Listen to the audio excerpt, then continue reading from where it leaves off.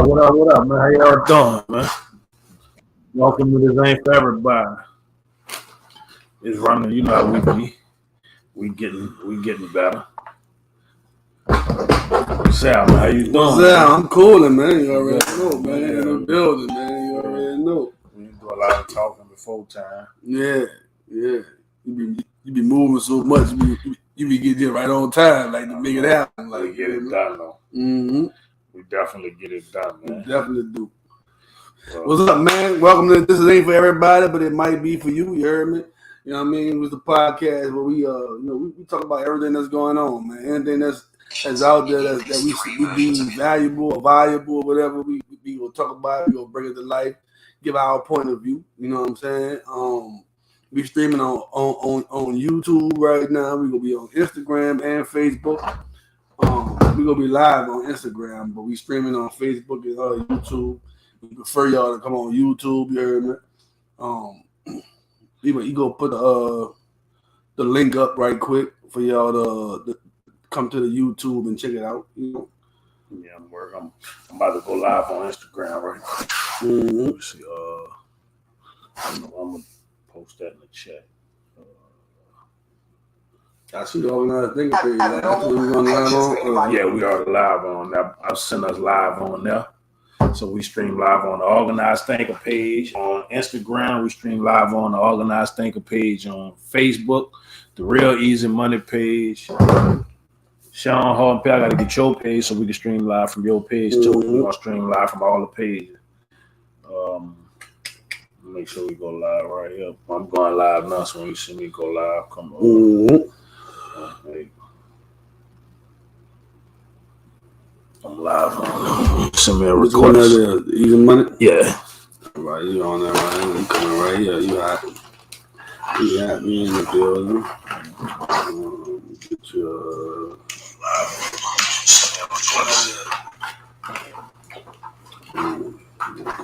What's up with y'all, man? We getting ready, man. Give us a second. We almost there. Phil, I know y'all seen the Big Frida statue, man. I know y'all heard about the Big Frida statue, man. I've been the talk of the city, heavy. Been a lot of talk about that, so I know y'all. I ain't see the statue though. Where the statue at? The statue in front Canal Place. In front Canal Place. On Canal Place, man. Okay. Y'all saw the statue? I got you right. I got you. Yeah. Y'all saw the statue? Y'all didn't see the statue? I ain't see the statue, man, but that's big though. That's definitely that's big. That's big like a mug. You hear me? Yeah, from city standpoint. Mm-hmm. Yeah, man. You know, like it's starting to give us some. It's starting to get some love though. As a musical city. It's not a lot, and it's selective. Right, it is selective. It's not a lot of love, Nate. It's not a lot of love that we get, and it's selective love. Cause I know a lot of people who need some love. Big facts. Yeah, I know a lot of people who deserve some love too. So yeah, Big Frida though, that's big in a lot of different ways though. Yeah. You know what I'm saying? You know, Big Frida representing, her lifestyle. Right. You know what I mean? So that's big for that. That's big for the community. That's big for the movement. Big for the movement. Yeah, you know what I mean? That's big. Frida got a lot of supporters, bro. She have it in the game, bro.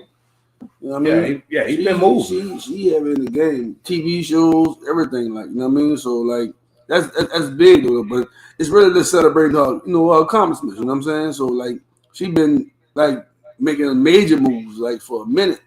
You know what I mean? But everybody not really watching her.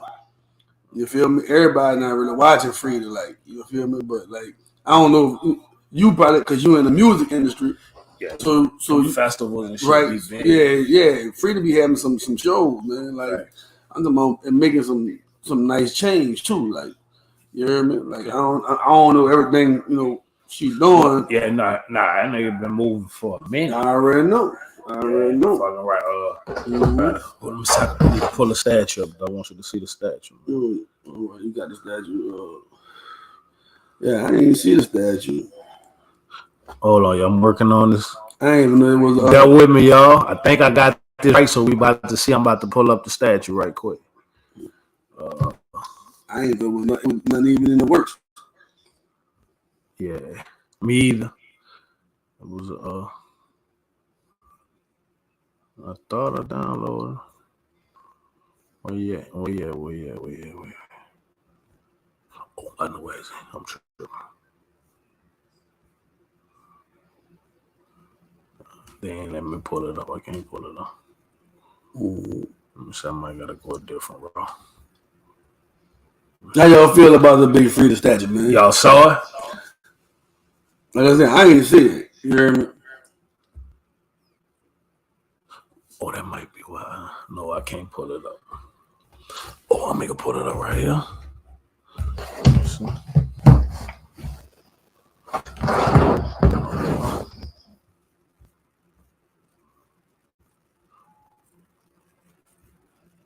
You ain't got no statue, man. No, it's on the computer. I don't think I can bring it up here though. I'll put it up there at the top. I might put it at the top up there. Somebody comment in the comments. Wow, how you doing, Pac? What's that with it, man? Pac-Man in the building, man.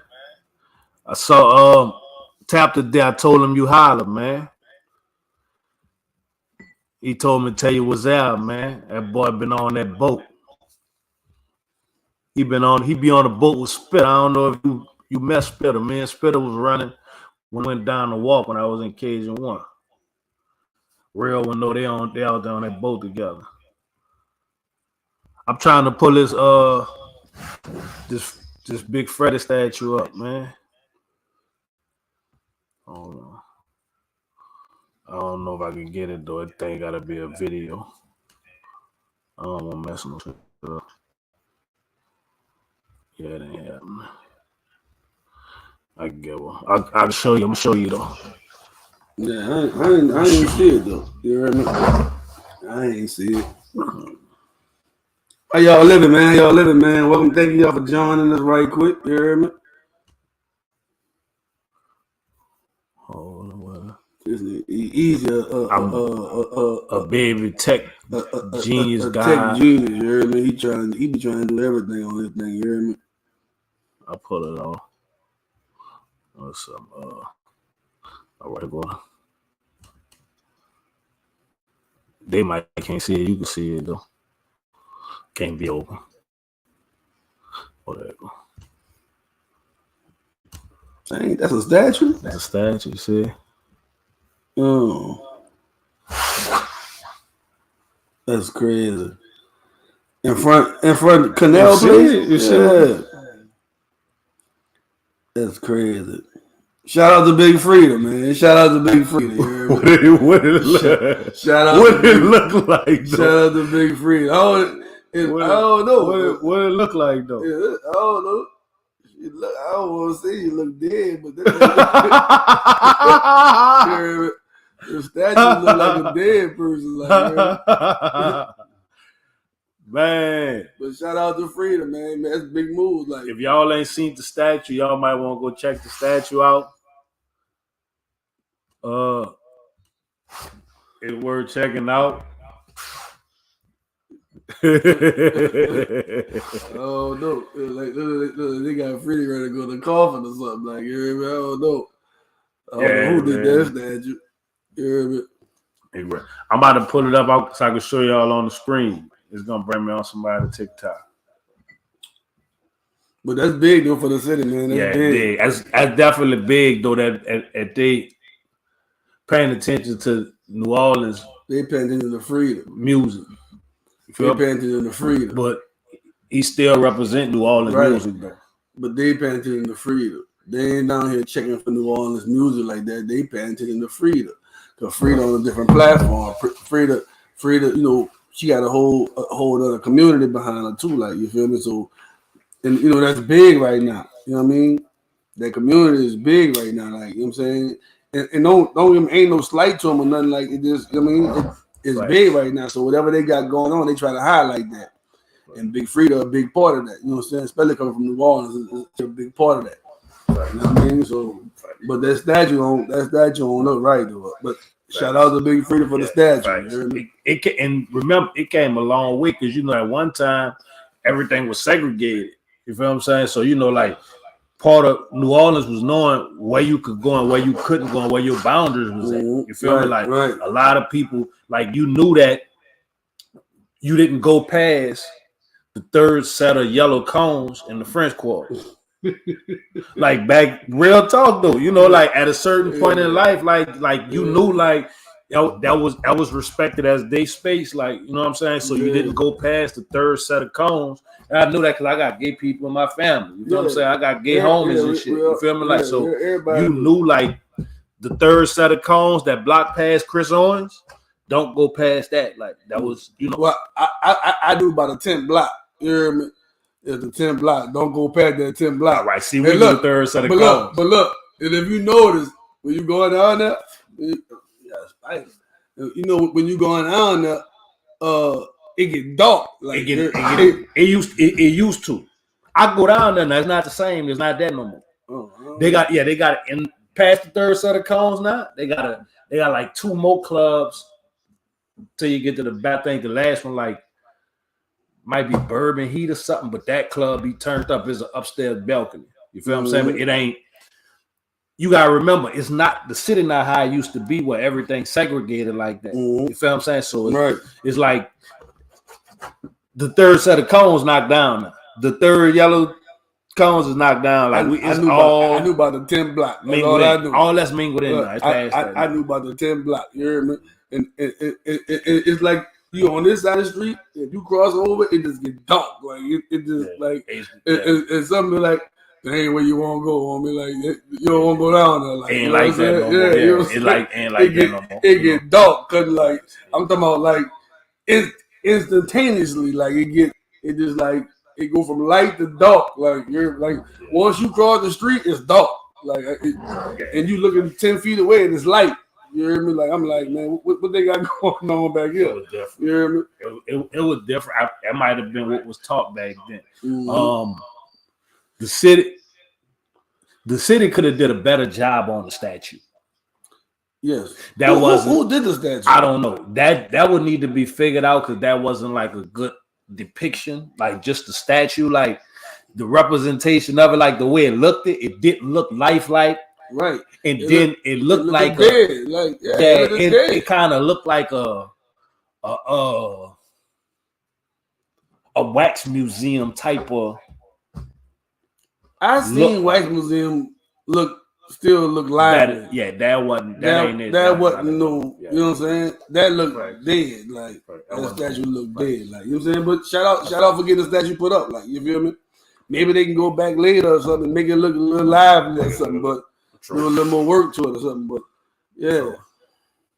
But yeah. Definitely true. That's big shout out to Freedom, man. You know what I mean? Big shout out to Freedom, man.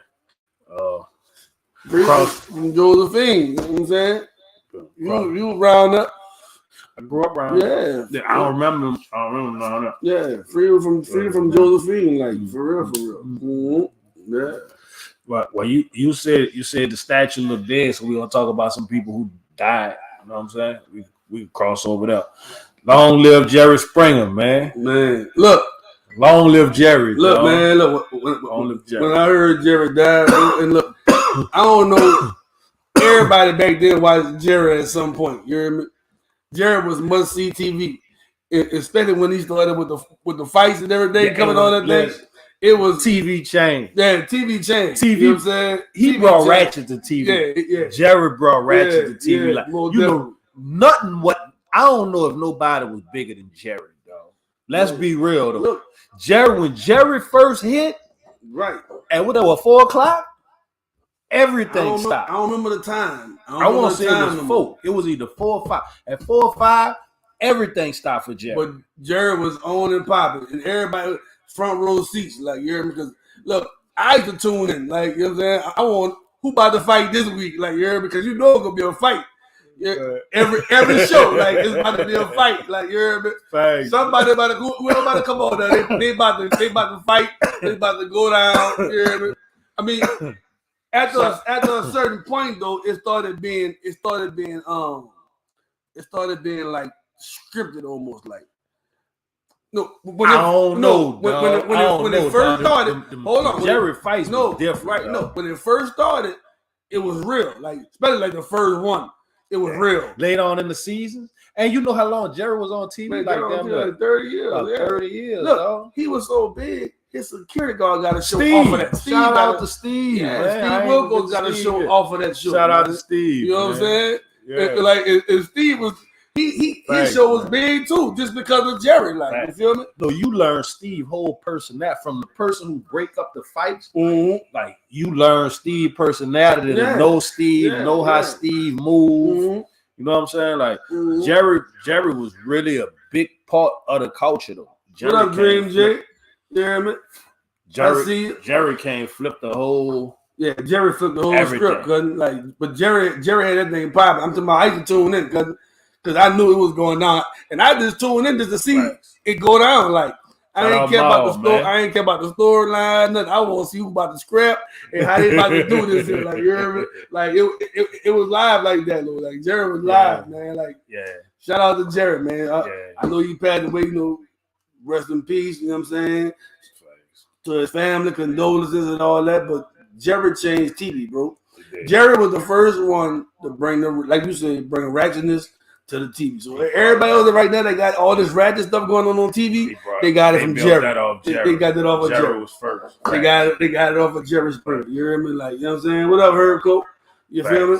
Mm-hmm. Shout out Jerry, man. Mm-hmm. Jerry was big, man. Dog. Jerry was big. For real. But look, speaking of, things being dead, and this ain't nobody that's dead. Lil Boosie came up when the whole T.I. thing about T.I. was a rat and all that. Boosie. Well, T.I. went with the gangster story talking about he told on the dead people. Yeah, right. And Boosie like, if but rat is a rat. But if you realize when T.I. said that, I'm just me speculating, looking at it when he said that, he kind of said it condescendingly, like, yeah, I talked to my cousin. He told me to tell on him. It was kind of like a joke, almost kind of when he said it. No, he meant that. Though. No, I'm not saying he didn't mean it. I'm not saying he didn't mean it. You know what I'm saying? And he probably, but he was saying I talked to the dead, and the dead told me to tell on him. Like you heard me? Like so. Yeah. I don't know if that was meant to be real or meant to be a joke, like per se. But it ain't come across. It ain't come across like that. Though, you know what I'm saying? Because everybody typically just heard that he ran it. Because you already everybody. You know what I'm saying? Somebody who's an informant did that, and then you come and saying you did the same thing informant did, and trying to make a joke out of it. That wasn't you feel what I'm saying? It wasn't the move. And you in the process of dropping a tape with a real one, who's at war, distinguishing real from fake. I that see rat. Mm-hmm. You feel what I'm saying? Right. So my thing is, right, and this was when you speak on somebody being a rat, you gotta have paperwork. Yeah, shout out to Ripple who came with the paperwork on Gangsta. Right. That was on Gangsta. Like that, yeah. But you talking about T.I. But T.I. came with his own paperwork. Right. And he was like, come see my paperwork. My paperwork ain't, and I don't know what was on the paperwork, and it could have been. Yeah, but it ain't like he went and got that information from a third party. Right. He got the information from him. He said that. Right. Yeah. But at the end of the day, with the paperwork, you seen the paperwork, or I ain't seen the paperwork. You know what I'm saying? I wasn't privy to the paperwork. I ain't go to the paperwork part. Yeah, I ain't need the paperwork part because you said right. But you cooperated. So do you still believe he cooperated, or do you believe he cooperated? You mean is that considered cooperating? Yeah, I mean whatever. All right. That's a good question. That's a good match you there. Okay. So you want to ask me a question with a question? Yeah, it's all pertaining to. All right. Cool. So I want your thoughts. I know. I'm giving the. I'm giving the scenario to go into this, right? Mm-hmm. So if me and you get in something, and we get caught, right?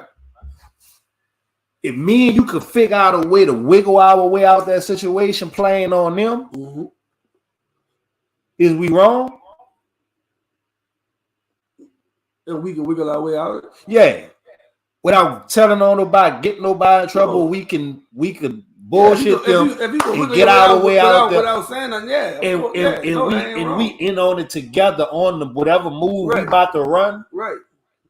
I give a fuck. We about to make names up and we about to go with a move together to wiggle out this. Right. Is that ratting and cooperating, or is that outsmarting the people who trying to outsmart us? That's a good question. That's a good question. But if you not ratting on nobody real, you just playing the game to get out the situation you're in. But when you rat on somebody real, dead or alive, that's bad. Because and I'm saying this because even ratting on the dead, right, about murders or whatever the situation is, right? That person may be dead, but that person still got family. You feel what I'm saying? And anything they feel the same way that they would feel about it for them. But that person, not just that person got family. So if I know you did this, whatever, because nigga done told, now I'm trying to hurt somebody in your family. You hear me? Yeah, because I put it out there what happened. Exactly my point. That's the other part that people don't talk about too. Exactly my point. Like, you know what I'm saying? So do I want to tell them the dead and then risk these people's lives too? You feel me? Because that would essentially, as you're doing, you're risking other people's lives now. Even though that person you told on is dead. You still. Because what if he had people that was hanging with him when he did that? And you told on him. Now, if somebody didn't know that person did it, you didn't told. And all right, he could be with y'all. You feel me? So now you might have people coming at them people. You feel me? Facts. So like that could be that's a double-edged sword. Facts. Now I don't want to say theirs was no murders or no bodies or nothing. I don't know. I think that was something they got caught on. Yeah. Now his partner got away, right? They got away. So if he went, I'm asking you now. I can't say. I really can't say either. So if he told on his dead cousin, is that considered wrong? Or did he figure out a way to wiggle out their situation and outsmart them? To me, it sounds like he found a way to wiggle out of it. And outsmart the police. Because, I could say, he dead. You can't go and you can't fact check that. So you can't fact check that. Even in cases, you can't really fact check that. Real shit. You can't fact check that. Like, I gave you some names of some dead people for me to come home. They probably didn't have nothing to do with the murder, whatever the situation was. Facts. But they dead. You can't go fact check it. So, question. If you and your partner did something, and you died, and I gotta charge my shit up, and you died. Would you want your partner to use you up to get off that bitch? Right. You go live. I'm gonna come back on you when I charge up. If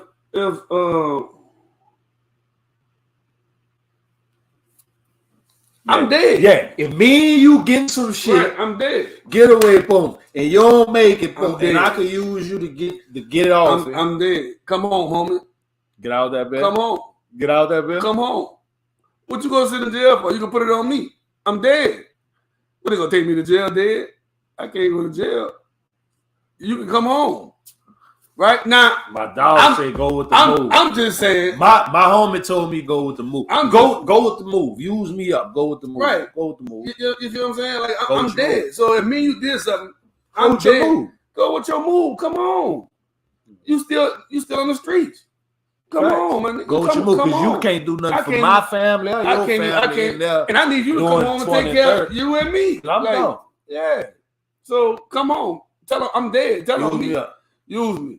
Use me up, dog. Use me up. Like go with your move. Go with your move. Go with your move. Now, I don't know all the intricacies the logistics. The logistics of what they got going on. I can't say that.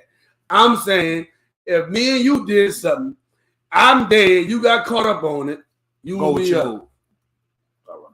Go with your move. Like, come on. What you gonna sit in jail because you don't want to tell on me? I'm dead. I'm dead.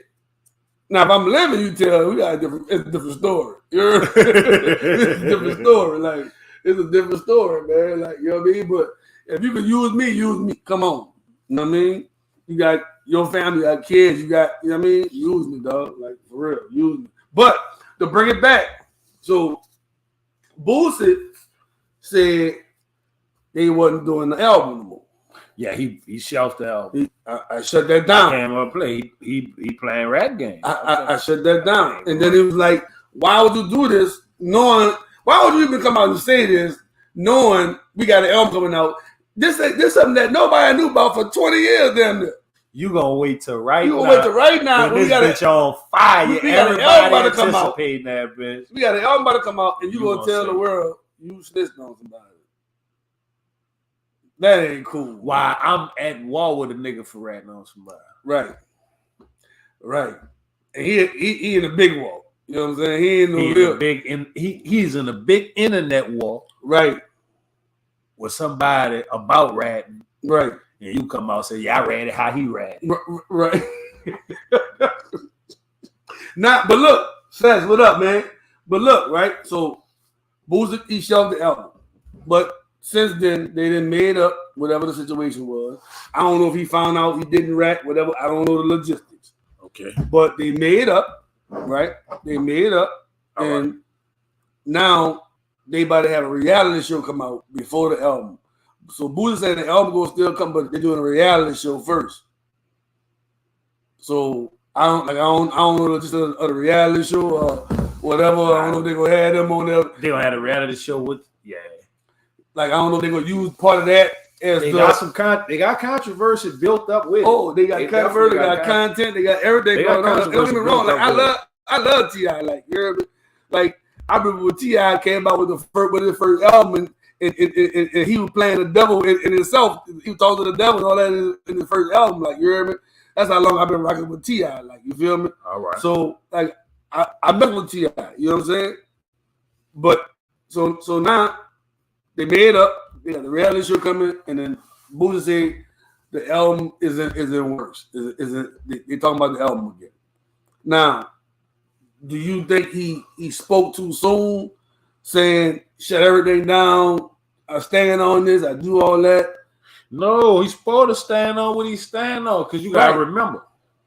Same thing I said for my homie B, that we hate rats. Everybody not fighting that fight. You can't fight that fight. Right. Fact. Feel like he's standing up because the little ones will see a nigga moving weird and nobody ain't saying nothing and think that's cool. Right. So somebody gotta stand up for that angle to feel like, no, this ain't how this going. We ain't moving like this, and this how this go. Right. He stand up and he represent that. Right. Right. Even though he may be hard on some points and on the way that we used to roll and still roll. You feel what I'm saying? Just a different time. So you have to dress it up better. Right. You feel what I'm saying? But he go hard where he stand on what he stand on. Now, I don't know if you saw, he stood on a lot of stuff about the gay thing. Right. Right. But then his daughter just came out. But he still stood on what he stood on. Yeah, but his daughter just came out, right? But you understand how you put it though, but he still had to let it know. Yeah, I feel how I feel, but I love my baby though. Right, yeah. And I'm there for my baby, and we're gonna figure it out. You feel what I'm saying? And I'm not judging so even though you may be strong on what you're strong on, you're still on what you own.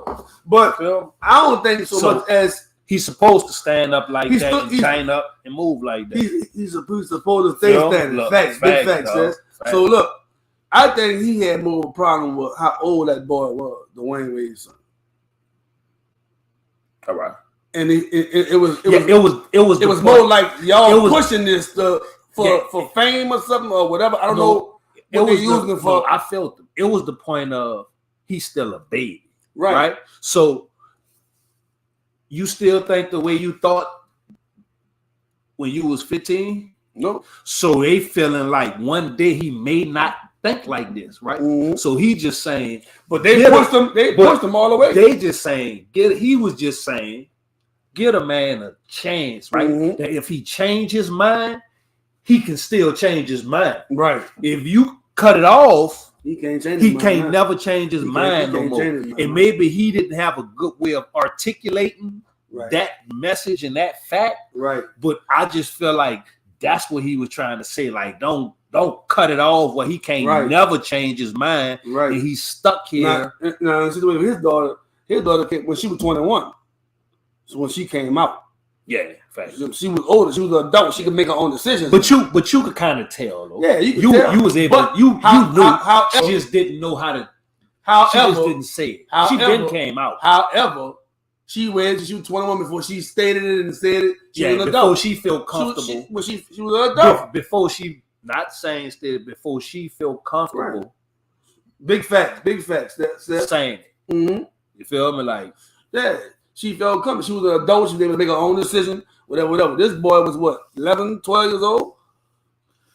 Yeah, he was young. He was a baby. Yeah, he's still a baby. He's like what, 14 now. He's still a baby. Like he's a baby. Like and y'all pushing this agenda on him like so hard. Like, you know what I'm saying? Like, even if he want to come back now, he can't come back because y'all done drove it so far in. You know what I'm saying? Nah, they. I'm not gonna get them that either. They supporting their kid. They are. They support their kid, regardless to whatever. They not turning it back. I know some people who disown their kids when their kids told them they was gay. Mm-hmm. You feel me? Like, so, right?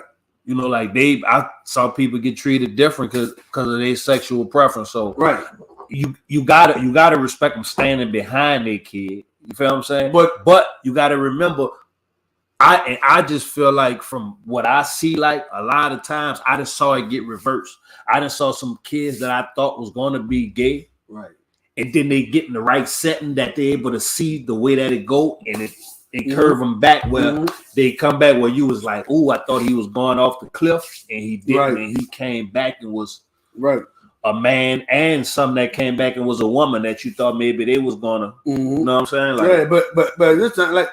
He ain't had a chance. I don't know if he having. I doubt he having sex right now. But he don't even know what he like. Yeah. So if he ain't never even in this from a man, you might want to put it. You might want to put it in one time and see what it feel like. You might want to put it in one time. You might just want to put a little. You might want to put a little bit in just to see what it feel like. Test the water. You might like what you feel when you put it in there. It's life changing. It's life changing. It's life changing. Hey, I remember being in the hole. It was me, Duke from West Wego, Butter from Kenner, somebody else, and we had a gay dude upstairs who used to hang with Chantel, J Baby Mom. Boom, he upstairs, boom, and he gay, he talks off everything. Look, so boom, we used to be in that Joseph nigga call that boy, say home, baby, like, yeah, boom. Right now, if Rihanna came up in here and bent over in front of your cell and put it on the balls, what you doing? You not gonna rock up that boy. That boy be like, no, nigga, like, oh, the whole like, oh, like they used to be in that bit Joseph though. You feel me? But I said all that to say you might want to try it and see what it feel like one time before you just say you don't mess with it, and that ain't what it is. You feel me? Right. For everybody who tuned in, man, if y'all see the link, I dropped the link in the chat for whatever streaming platform y'all on. Y'all can click that link, and that link can bring y'all up, and we can bring y'all on the screen if y'all wanted to engage in the conversation in any kind of way. You feel me? Add your opinion or whatever, you dig? So shout out to Facebook user, whoever that is. Your name ain't showing up. You showing up as Facebook user. That's the link right there. If y'all see that link right there, y'all can click that link and it'll bring y'all in the studio. So yeah, that was crazy though. Right. That was crazy. Like, but you might want, like, so I feel like that will boost it with just saying, give him a chance. Like, don't take his options away where he don't have no options to change his mind later if that's what he want to do.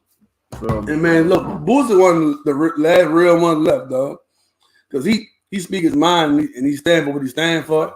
You know what I mean? And he stand for what a lot of people from where we come from stand for. The way we was raised, you know what I'm saying? So I respect him for, speaking his mind on a lot of different things, you know what I'm saying? But I also respect the other side too. You know what I'm saying? Everybody got their own choice. Everybody make their own choice, you know what I'm saying? Whether it's you like this, you like that, whatever, that's your choice. You know what I'm saying? Your prerogative, do what you do. You know what I mean? I don't speak on what nobody do. I don't judge. You feel me? So I mean, do what you do. Ain't nobody hating on you. Ain't nobody mad at you. Whatever make you happy. Whatever float your boat. Live your life. You hear me? Live your life. Big facts. You know what I'm saying? Big facts. Yeah, you didn't get a chance to see that would have looked like on the organized page. Right. So if y'all tuned in on the organized thinker page, it looked like that. We streaming live on organized thinker page. Where we everywhere.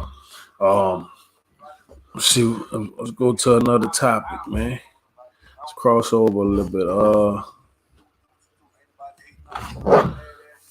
Let's talk about Claiborne being blocked off on Sundays, man. So when you get to Arlene, not Arlene, when you get to Esplanade, talk about Claiborne being blocked off on Sunday. Well, coming from that way, then it's blocked. Yeah, from this way where the store was. No, it's when you first come off, you get to go a block. I sent your request. A block in. You get to go a block in. And they got it blocked off, right? So now I done been down. It ain't gonna say it's blocked off there. All the police, you can't come out there like that. No, they got it blocked. From what I was, don't quote me. But from what I was told, don't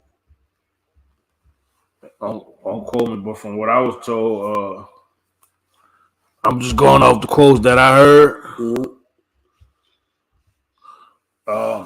But they got it blocked off on Esplanade, Saint Bernard, and they got the back streets blocked off. Now, so I'm saying that to say you got that blocked off, right? You got it. Why do you have it blocked off? We were talking about why you got it. How you doing, man? We talking about them blocking off Claiborne by Kermit Ruffin and Cajuns, right? And you messing with them people business. Shout out to Don B in the building, man. Bartholomew Boys banging records. Legend. I got a link in the chat. I don't know whether you on Facebook, YouTube. I got a link where you can actually hit the link and you can come up and talk if you wanted to, Don. But they got it blocked off, so you messing with them people business. Right, but not only that, on a profitable day. Not only that, bro. You must. I look at that like this.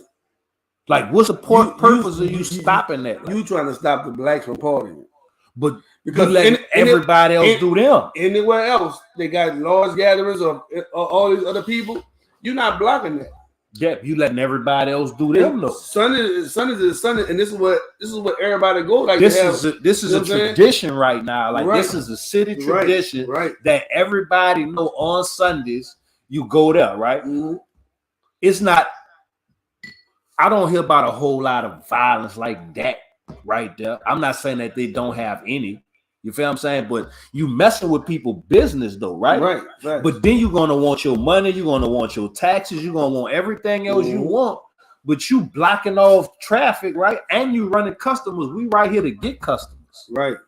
You running customers that's gonna be here for me and come and frequent my business. For what?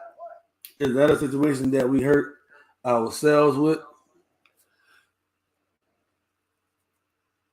I don't know, because we can't say that we not having that type of stuff going on everywhere. So why is it always focused on? It's only focused on places, us. You feel only, you know, like it's only focused on us. That's it. It's focused on us. Because anywhere else they got all these gatherings out, they not blocking at all. If this they out there monitoring, make sure no trouble happens. This is a party city, right? Yeah, correct. The money is made off partying, going to clubs, going to bar room, right? That's where your mom and them was at. That's where their mama was at. Your grandpa, your dad, everybody was at the bar, right? My mama wasn't in Freaknik, though. Don't get that twisted. No, she wasn't in Freaknik. Mine wasn't that Freaknik. Mine wasn't that Freaknik, player. Yeah. But right, so why are you making a concerted?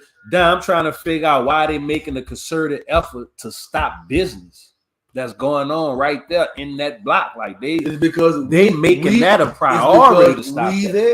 We there, not nobody else. If there was a bunch of other people under that bridge, you think they'll be cutting that off, or they'll be down there with security protecting them? Why security can't be down there protecting us? Why they got to cut it off and tell us we can't come down there? No, but they saying that. Now, I also heard something about because of the cars and all this and the wild cars and the speed and stuff. But you got police out there, right? That's what they're there for, right? To make sure people safe, right? They can stop all. So do your job, right? No, but don't stop my money. What if you had a business in that block and that was one of your most profitable days? That is a more profitable and the city makes a concerted effort to block it off to make sure you can't make your money on your best day. It might be slow 5-6 days, and that one day it pop off for you, and they making a concerted effort. So you can't make no money on this. No, we gonna kill this right here because we don't want all that down there. I don't know. I can't tell you that. All I can see is they stopping us from being on that. That's all I see. That's all I see. So that means the second lines can't go that way. That's all I see. They stopping us. It ain't. I'm telling you, anybody else down there, they wouldn't be cutting that off. Tell me somewhere they cut off that it wasn't us. And I gotta give Byron this one because he speaks on it, right? If you go down 2 blocks, they got people live under the bridge. Yeah, living their life under there. Yeah, right. Tell them that. Now they finally did. They say that they've been putting eviction notices on the tents. They said they've been putting eviction notice on the tents under the bridge, and they're making the people move from down there and running. So let me ask you this. If you homeless and you ain't got nowhere to go, and you decide you go park under the bridge, and they tell you you can't go, you can't live under the bridge. Where you go? Where you go at? Where you go? No, but that's on them because they supposed to start working on stuff. My question is, where you go? Because ain't nothing out here in the city with say you can come live here, live there. They got the Covenant House, but once they get full, that's a wrap. Man. So what? That's about trying to come up. So where all these people go? Where all these people that go who ain't got nowhere to go? Because everywhere they go, what up, baby? How you? You already know. How you doing, man?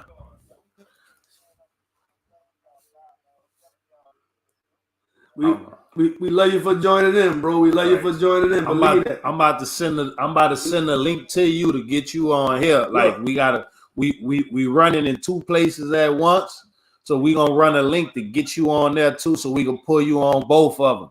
So I don't know if you got another phone or something around you.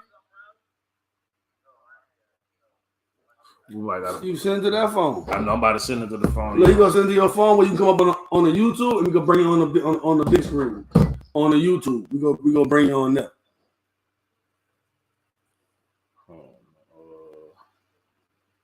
Either a little slow, bro. So you gotta. Yeah, you gotta work with him. You gotta work with him. He a little slow. I'm triple multitasking. You know what I'm saying? How you doing though, man?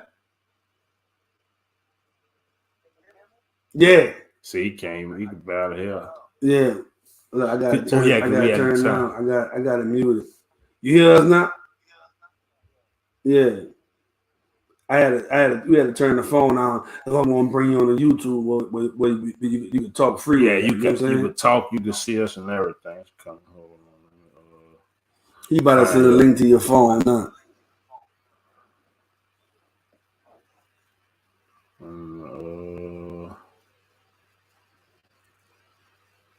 It's still that's the 708 number.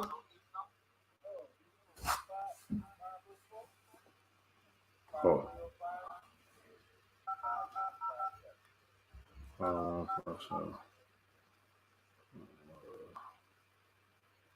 505-5157. Hold on.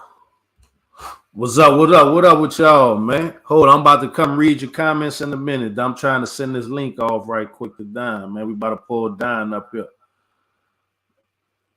We got Don in the building, man.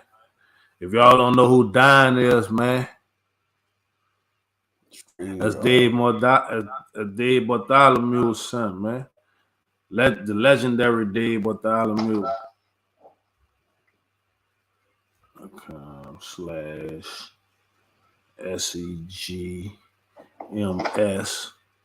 F2WK8 hold on, K8.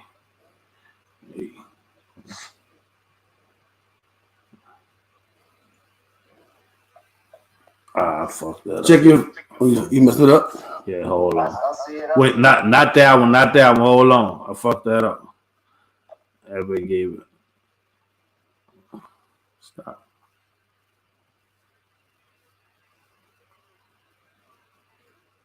They gave an E with an accent on it, man. I'm sorry, man. I didn't mean to hold up y'all dialogue. Oh, no, you good, bro. You good.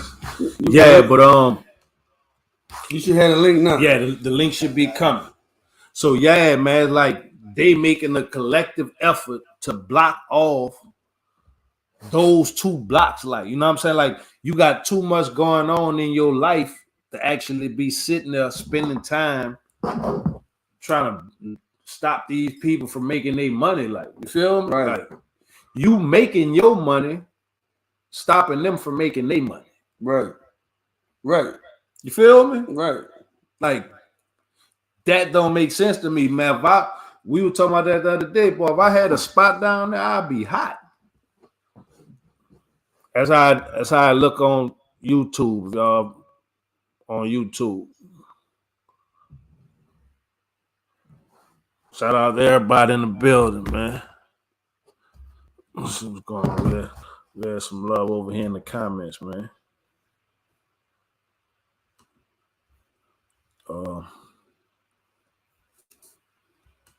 Shout out to Miss Chine in the building. You got it, B?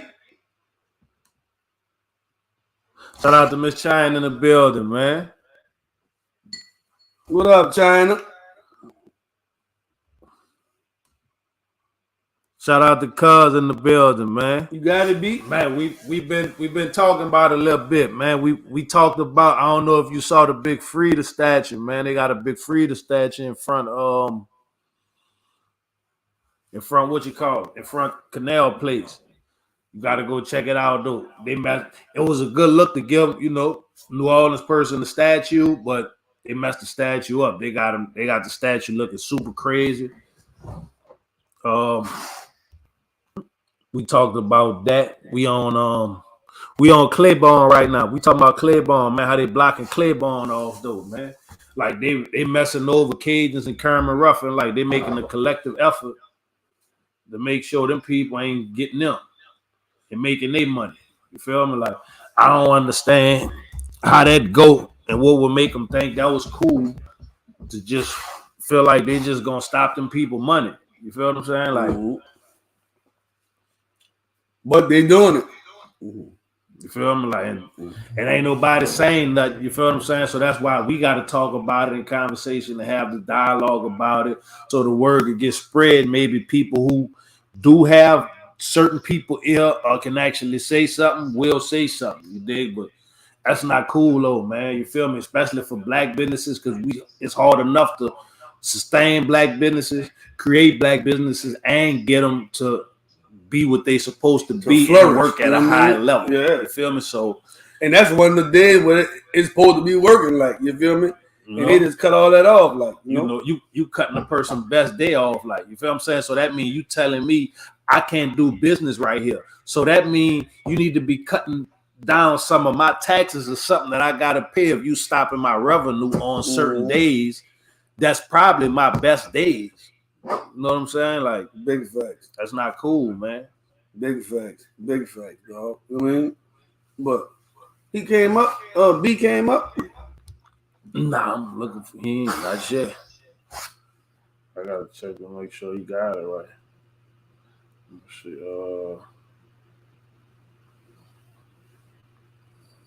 Let's see.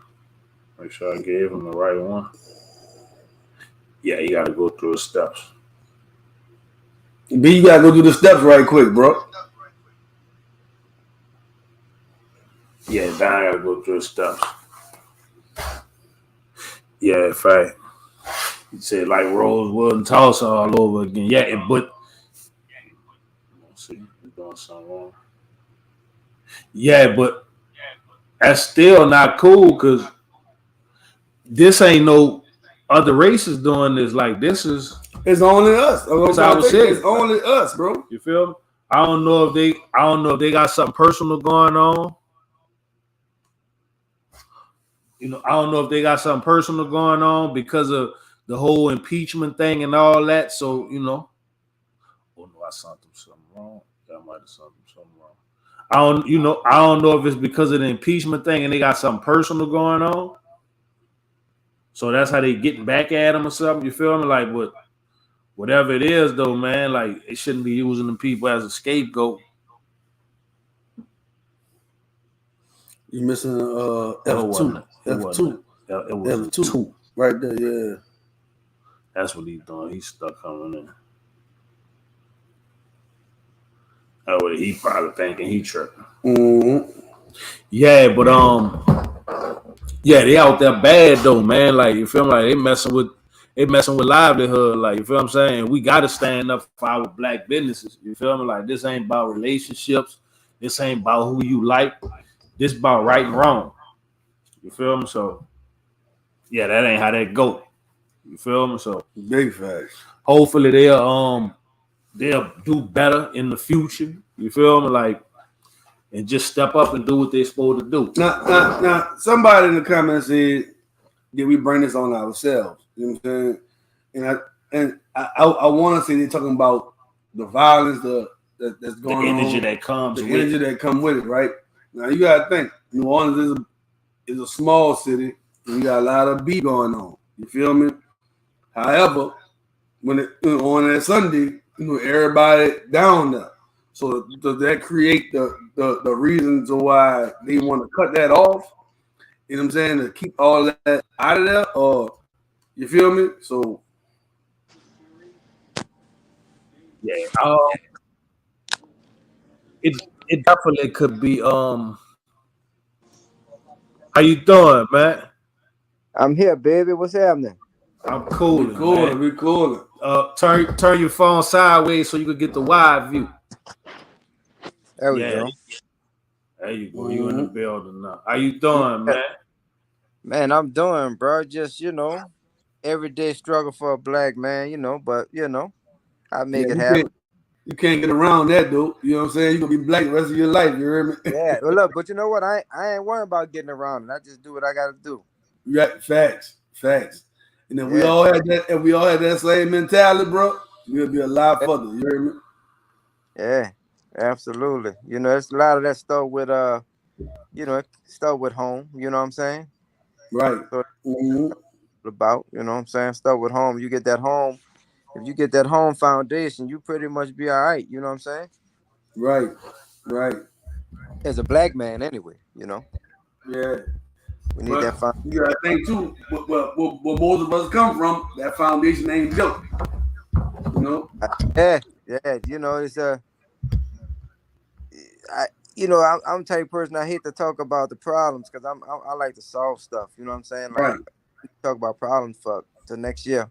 Like, what's the Mm-hmm. solution? You know what I'm saying? What's the solution to all these different situations? So that's what I just try to find solutions to different things, man. You know, whether whatever it's about, you know, because Right. problems just you know. Yeah, man. But I love what y'all. I love what y'all talking about, man, because I believe it has a lot to do with the culture in the city of New Orleans, Right. and you know, sometimes I feel like we kind of hurt ourselves in a lot of different ways, and Mm-hmm. uh, you know, because I hate to say it, but sometimes us being black folks, we don't even want to be around other black folks. Facts. You know what I'm saying? So you know what the white folks think. You know what I'm saying? Right. How other people feel. You're saying so you know how other people feel. If we don't want to be around each other, they don't Yeah, want to be around us either. yeah, man.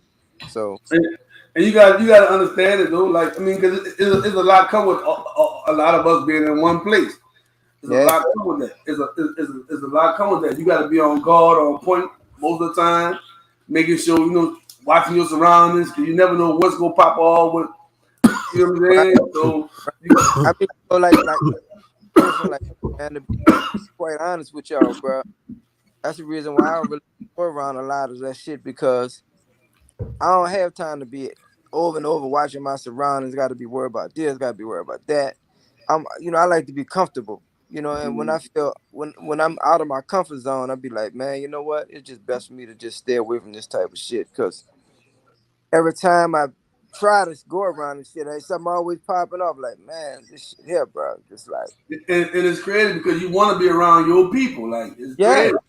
yeah, Yeah, you want to be around them, but you kind of in a position where you can't be around them. Like you know what I mean? Yeah. Because you ain't into all that. So when all that going on, like it just deter you from even like yeah. me on Sundays, bro.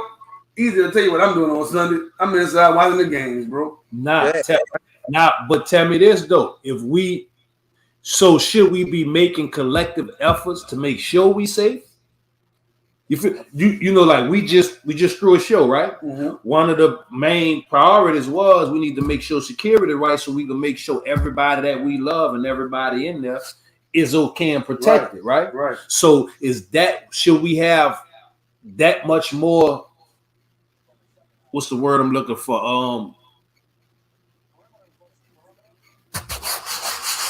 I can't even find the word I'm looking. But should we be that much more up on trying to make sure that we have extra security at places? Make sure we have details to make sure that why our families together or why we out at these events that we say. Right. So that was NOPD is supposed to be down there for, right? To making sure we safe. But they don't know shut it down.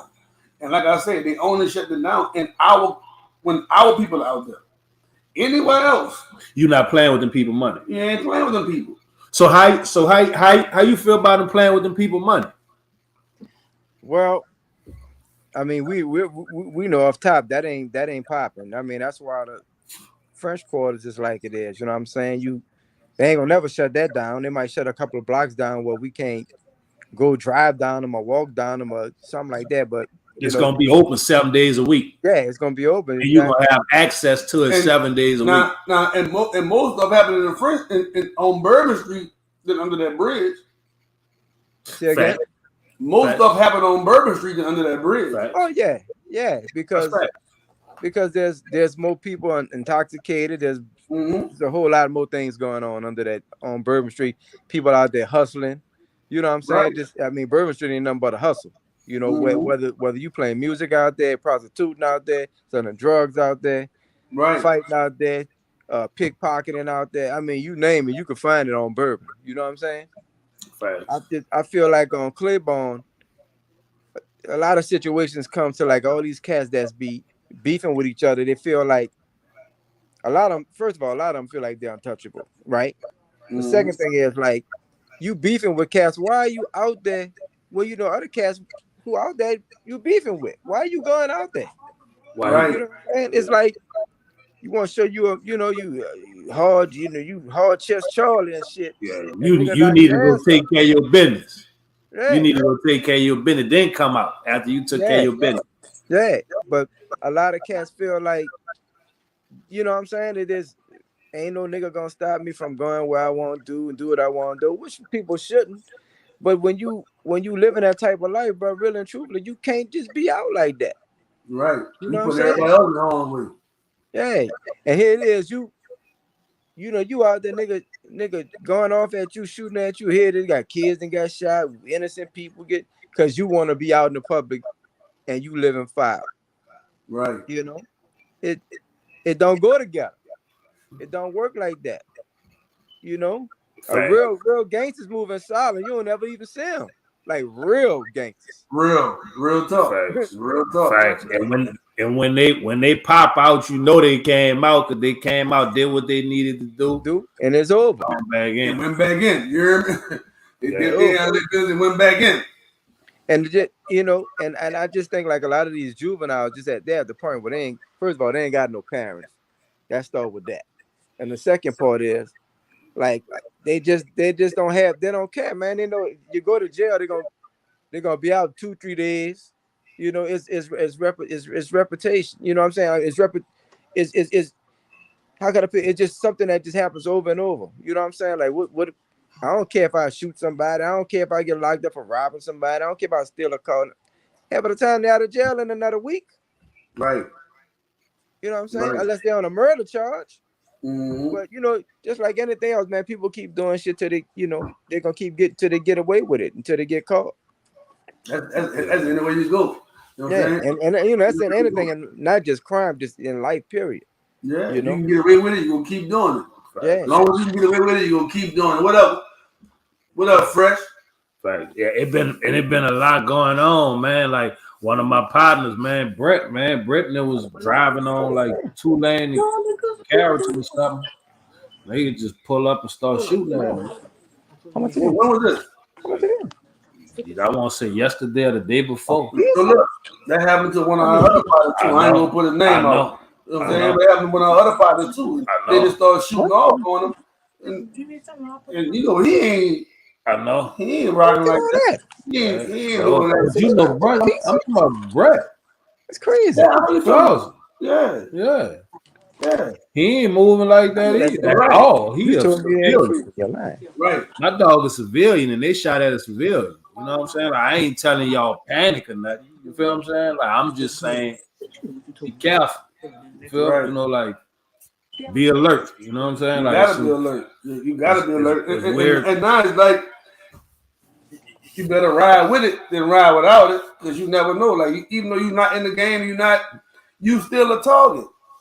Like you still a target. You see what happened to Alpo, huh? Who?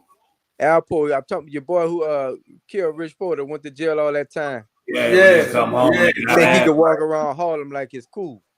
Right. But for a minute he thought it was sweet. Well, that's the setup. Nigga, right, yeah. They let you feel comfortable. They let you feel comfortable. Yeah, man. That's right. You put your guard down and now they got you. Boom. You heard me? Yeah. I just think that the Claiborne thing, man, is just, I think at some point it is out of hand, because cats feel like the police can't tell them nothing. They can't be controlled. It's like there's no control about it. Like if they can grasp control of it, then it should be open every Sunday. But like they can't control it. But I don't know. I go down there. It don't be seeming that wild to me, dog. So I go down there. I ain't gonna lie. It do be wild. It be wild. But New Orleans is wild, dog. But this I is mean, the sweet. But that's part of that culture being wild. But I just feel like if they can have some kind of control, so then you should be able to have it. Speaking of control, right? What do you think about this new thing they got? Well, they got when you get the second line and all that, the police come up, they can tell if you got a gun on you. Yeah, they use right. They can tell, and they hemming you up. if you got a gun on you and taking you to jail. You know what I mean? Do I think that's a good thing, a bad thing? Yeah. What's your thoughts on that? Honestly, for me, I think it's a good thing. Reason why being so because I think that's a part of safety. Like if you got something going on, though, you can leave your gun in your car. Right. And if you feel like you gotta have your gun at a second line and you around all these kids and different people, then that means you got something going on. And yeah, look, I mean, you might. I be seeing the youngsters walking around with as they say, with the dick hanging out their shirt, everything. Like you can clearly see it. Like they want you to see it. Yeah, you know what I'm saying?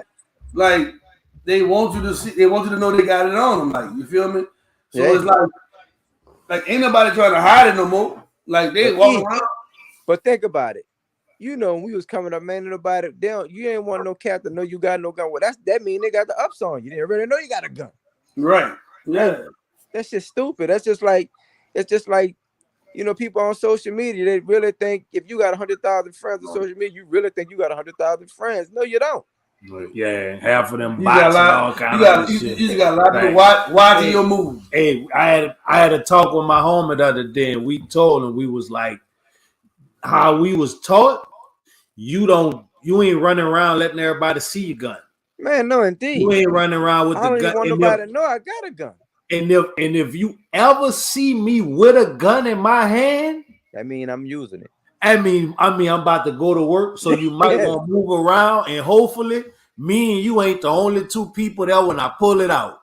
Yeah, you feel me? Like, because if you ever see one in my hand, it's definitely about to go. Yeah, I ain't pulling it out to play with you. You feel me? Yeah, it's about to go down. Shout out to D in the building. What's up? 10-1 in the building. But I don't know. I mean, I don't think it's too much you could do. I don't know, man. These youngsters, bro, just man, it's like they lost, dog. And I don't know. Like I said, I like to solve problems. I don't even know what the problem solver could be. I don't know if it's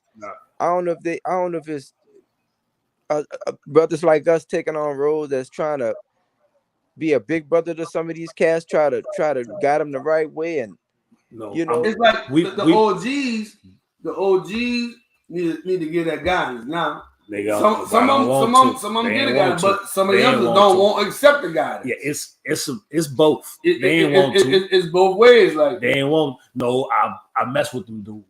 I mess with them too. The youngsters, I love them. I love them. I love them because they re-inspire me. Right. Like the dudes my age and older, they burnt out. They don't want no more. They like, man, I ain't. Them youngsters own it. They own everything. They with it. They pushing the boundaries. They like that energy remotivates you. Like it gets you going again. You feel like you need that. You know what I'm saying? Like it was that point of the ones older than us saying, don't show them that. Don't do that around them, right? Figuring what we was going through was just a phase. Not realizing that was life evolving into what we was going to be doing now. I always told them how they move and how to move, you know, what they doing. You feel what I'm saying? But they coming out here green though. Right. They coming out here with a lot of them coming out here green because they're not getting that guidance. Because they was talking about home training. You ain't need home. You need home training, but you need street training too. Yeah, you better have both. Because you got to come out here and be able to survive. Right. You know what I'm saying? You got to come out here and know how to move. You got to be able to pay attention and adapt and know what's going on, right? Right. Certain stuff they do because it's trend, right? But it's going to get you killed. Yeah. But it's a trend, though. It's the trendy thing to do because going with your move and all that's cool. But not understanding, though, they're going to kill you over that, though. But do you? They ain't gonna fuss at you for me, I feel like a lot of these cats, man, in this little new generation, they feel like it's cool to get killed. Yeah, or to kill. Like they think that shit cool. Like it changed. It changed. Back in the day, you killed when you had to. Now it's like hey, I feel like killing a nigga today. We got money, right? So we was getting money, right? Along the way, what happened was we was getting money. They was loving the fame we was getting from the money, right? Right. So we had street fame from being able to get some money, right? Right. But then certain people didn't know how to get money because nobody had taught them how to get money, right? And nobody wasn't trying to teach them how to get money because they didn't want nobody to know where they bread. Right. You feel Right. me? But in the process of that, the dudes standing around with nothing to do, right? They see home and them who's shooting the gun got fame from shooting the gun. Right. It's easier to shoot the gun, right? And have your name ringing, and the bras like and dudes showing you love, and that made more people gravitate toward the gun and toward the money, right? And just don't it threw everything off. And then the rap, then the niggas with the start shooting the gun, start rapping, and they got fame from that, right? So it's like right now it's more famous for a nigga to be a shooter than to have some money. And that's crazy. That's so crazy to me, and it's very true. But they don't even realize once. See, when that man hit that mallet on that thing, send you up the river. No, I was in there with him. In that casket, it's over. Hey, I was in there with them. They didn't realize they had 20 till they was like 5 in. Shit. And realizing like, boy, I got 20. I got a fresh 20. Like, you feel what I'm saying? Like, good dudes, cool dudes. Shout out Lumo out the Bernard, man. My little homie Leonard Lumo, man. Lumo out the Bernard. Lumo had a fresh 20. He might be down to like 12 now or something. Yeah.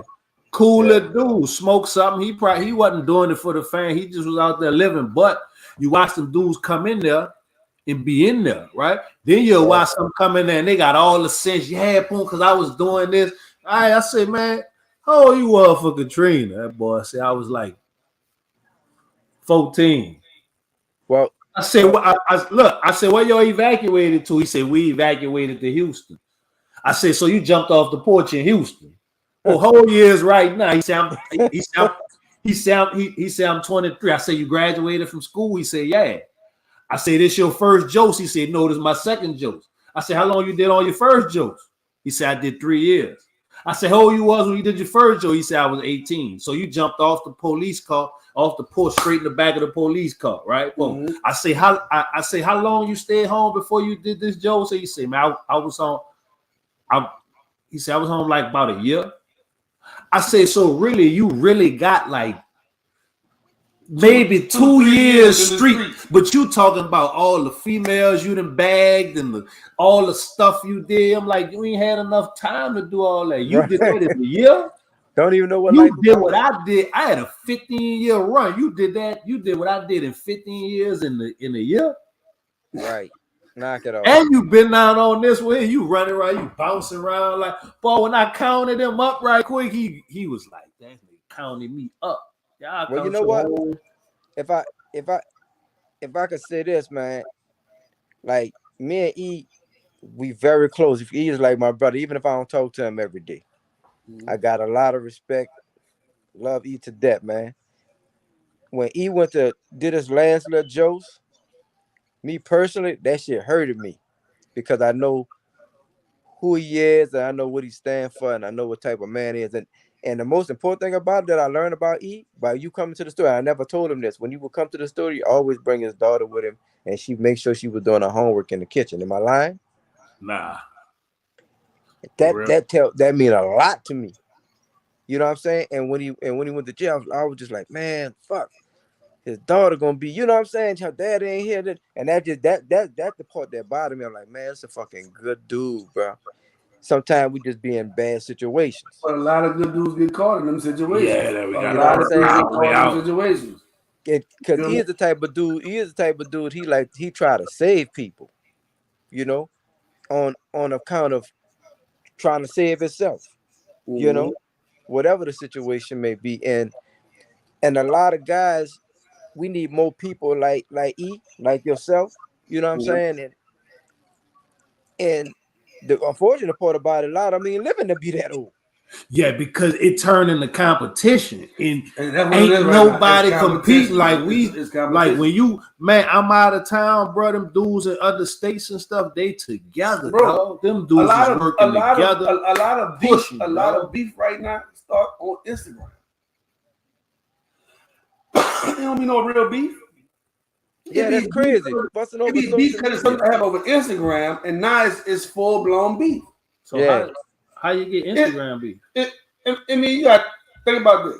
You from Hollywood, you got one from Hollywood, another one, let's say from the 1.5. They don't see each other like that at all. They don't see each other. Because niggas from New Orleans don't go on the other side don't come over here like that.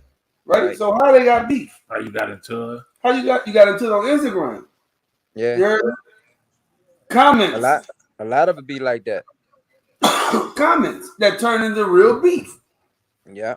It be comments that turn into real beef. I mean, I don't know.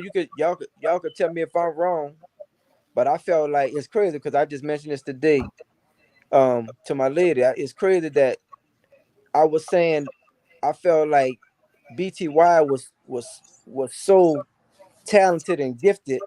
I feel like a lot of the Instagram shit had a lot to do with his becoming of his death, because so many people hated on him through social media, and a lot of people felt like they knew him through social media. You didn't know him.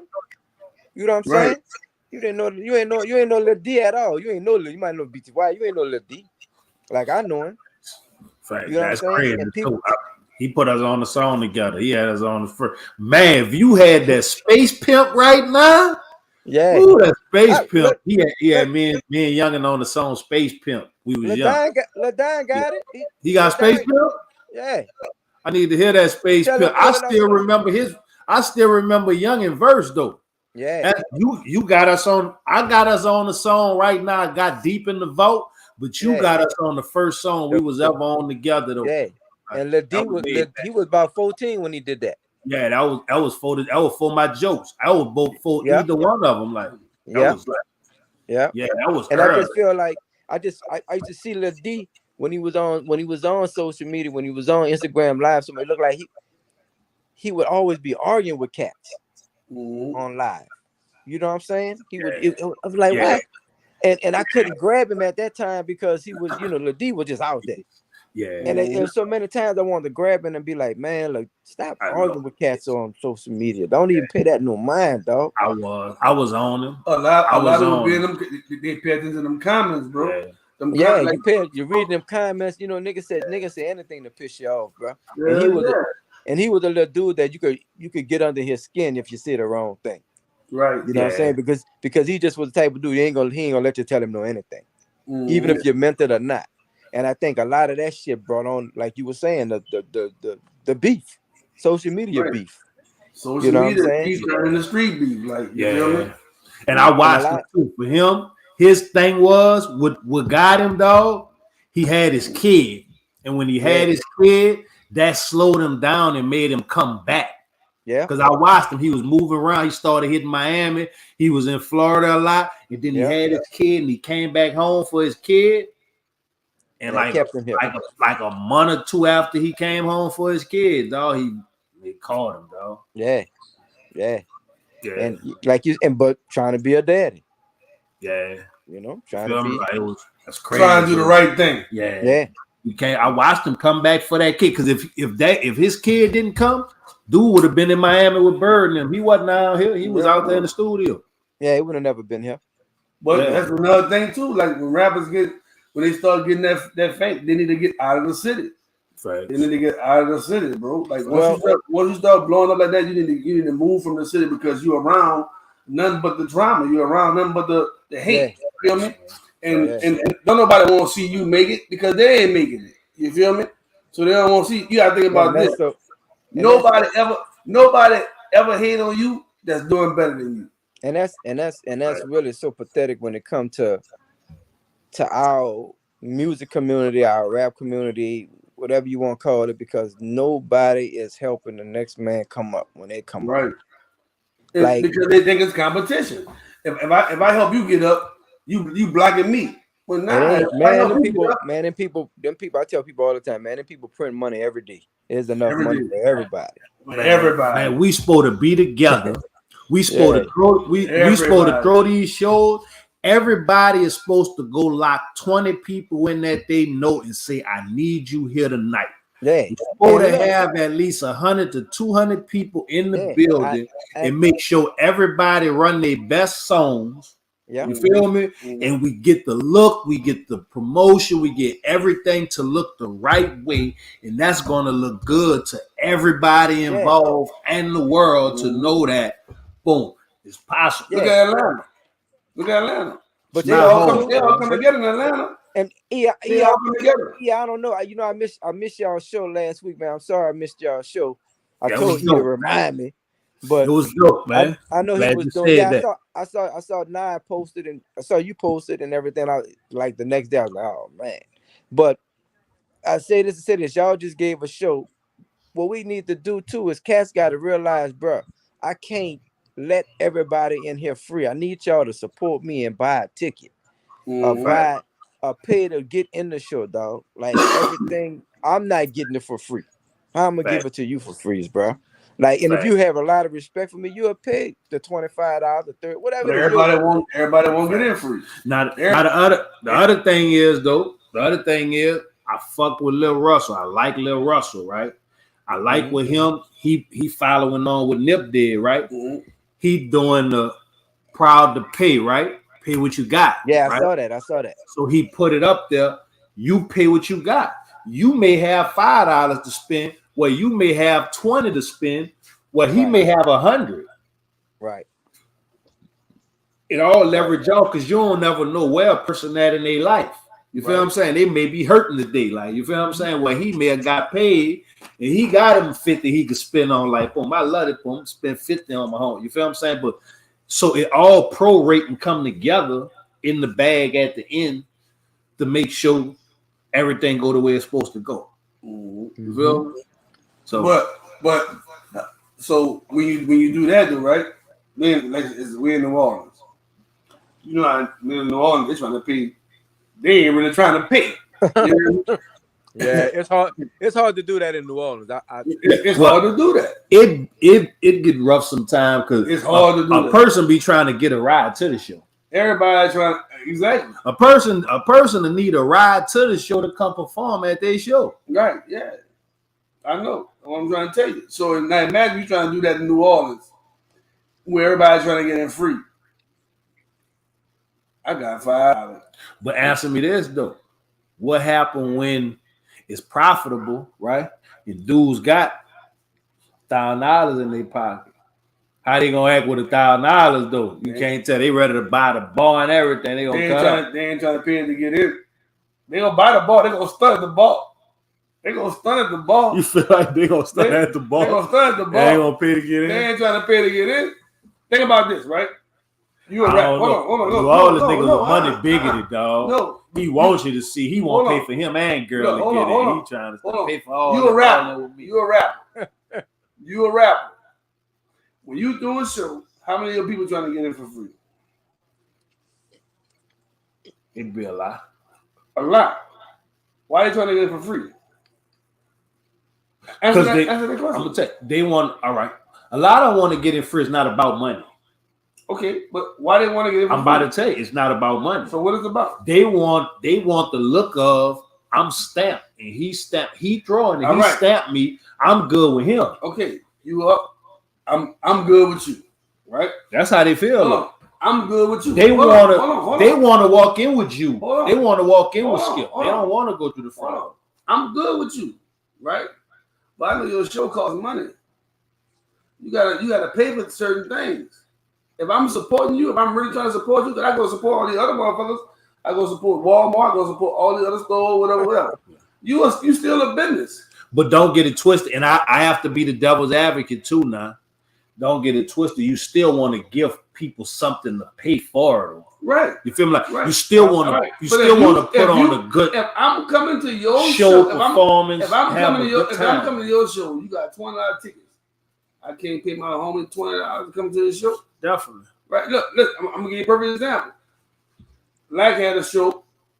Black had a show called The River. This is when Sesame was doing this stuff over there. Black had a show with 8 Ball in them. Right? All right. I'm coming. Let me in free. I'm going with Black. Like I'm going to the show with like we in the same car. We riding. Right. He giving my ticket. Like here, kid asked me what ticket to do. Right? I give him the money for the ticket. He's like, nah. No. Yeah. They gave you them tickets to sell, bro. Like Get your money. Get your paper. Like you feel me? You feel what I'm saying? Like so I paid my way to my nigga show. Respect. Like I'm getting he telling me I'm getting it free. Mm-hmm. No, bro. Yeah. How much that ticket was? Yeah, there's the money for that ticket, bro. Like, you feel me? Like, don't short yourself. Like, this is how you getting paid. So Right. don't short yourself. Like, I make my money. I got my job, whatever. I make $30 an hour. You hear me? So I'm making my money. This your job. This your job. Well, don't get me wrong. We go out of town, so I'm coming with you, whatever. But this is you don't have that many shows. Why can't the ones that you do got? Let me make sure you make your money and you have a great night. Well, you my dog. Why I can't make sure my dog getting his money? But that's what we got to break away from the cutthroat mentality, though. You feel me? And kind of get, like he telling me you don't need no money. Come on, we riding. Like, kind of like I'm giving a show that I have easy money on August 12th at Tipitina's, right? You said August? August 12th. It's gonna be starting being promoted like another at Tipitina's. It's called Dime Being Friends Unplugged. I'm saying, you sure you want easy money on that? Oh yeah, easy on that. Oh, I'm just checking. I'm making sure. I'm just making sure. Absolutely. Dope is out you, man. When I told E-Body, he said put him on. I had to put him on. Right. It's all got the live. Who all you got on there? Huh? Who all you got on there? I got quite a few people on there, man. I got it's jazz, rap, and R&B. So it's different genres of music that I'm doing. I have different, I do different music. I don't just do rap or R&B or jazz or gospel. I do everything. So I got friends in every type of genre. So I got everybody, different people from doing things. You know what I'm saying? So, Sir, what up? But what I was trying to say was, like, I'm doing the show. I allow every artist to have somebody with them that I'm letting them, if you want to call it free or whatever. I just say complimentary person that the artist can have with them. A +1. After that, don't ask me for it. I don't have it. I ain't got it. Right. Tipitina's is not free for me. Right. You know what I'm saying? The band that's playing is not free for me. Everything that I'm doing, I want to make sure it's a great show. So when you come, everybody have a great time. The performance is great. Everybody feel good. And it is what it is. But don't come to them expectations with me talking about, hey, bro, I got 2 other people. Well, your 2 other people gonna have to pay, dog. You have to pick your part, and which one of them you giving your ticket to? Right. So look. So let me ask you this, though. I let people know that in front. Don't even ask me about it because I ain't got it. You got to go to tipitinas.com. I don't have it. Look, I understand what you're saying right now, but I'm trying to make sure I can get it free.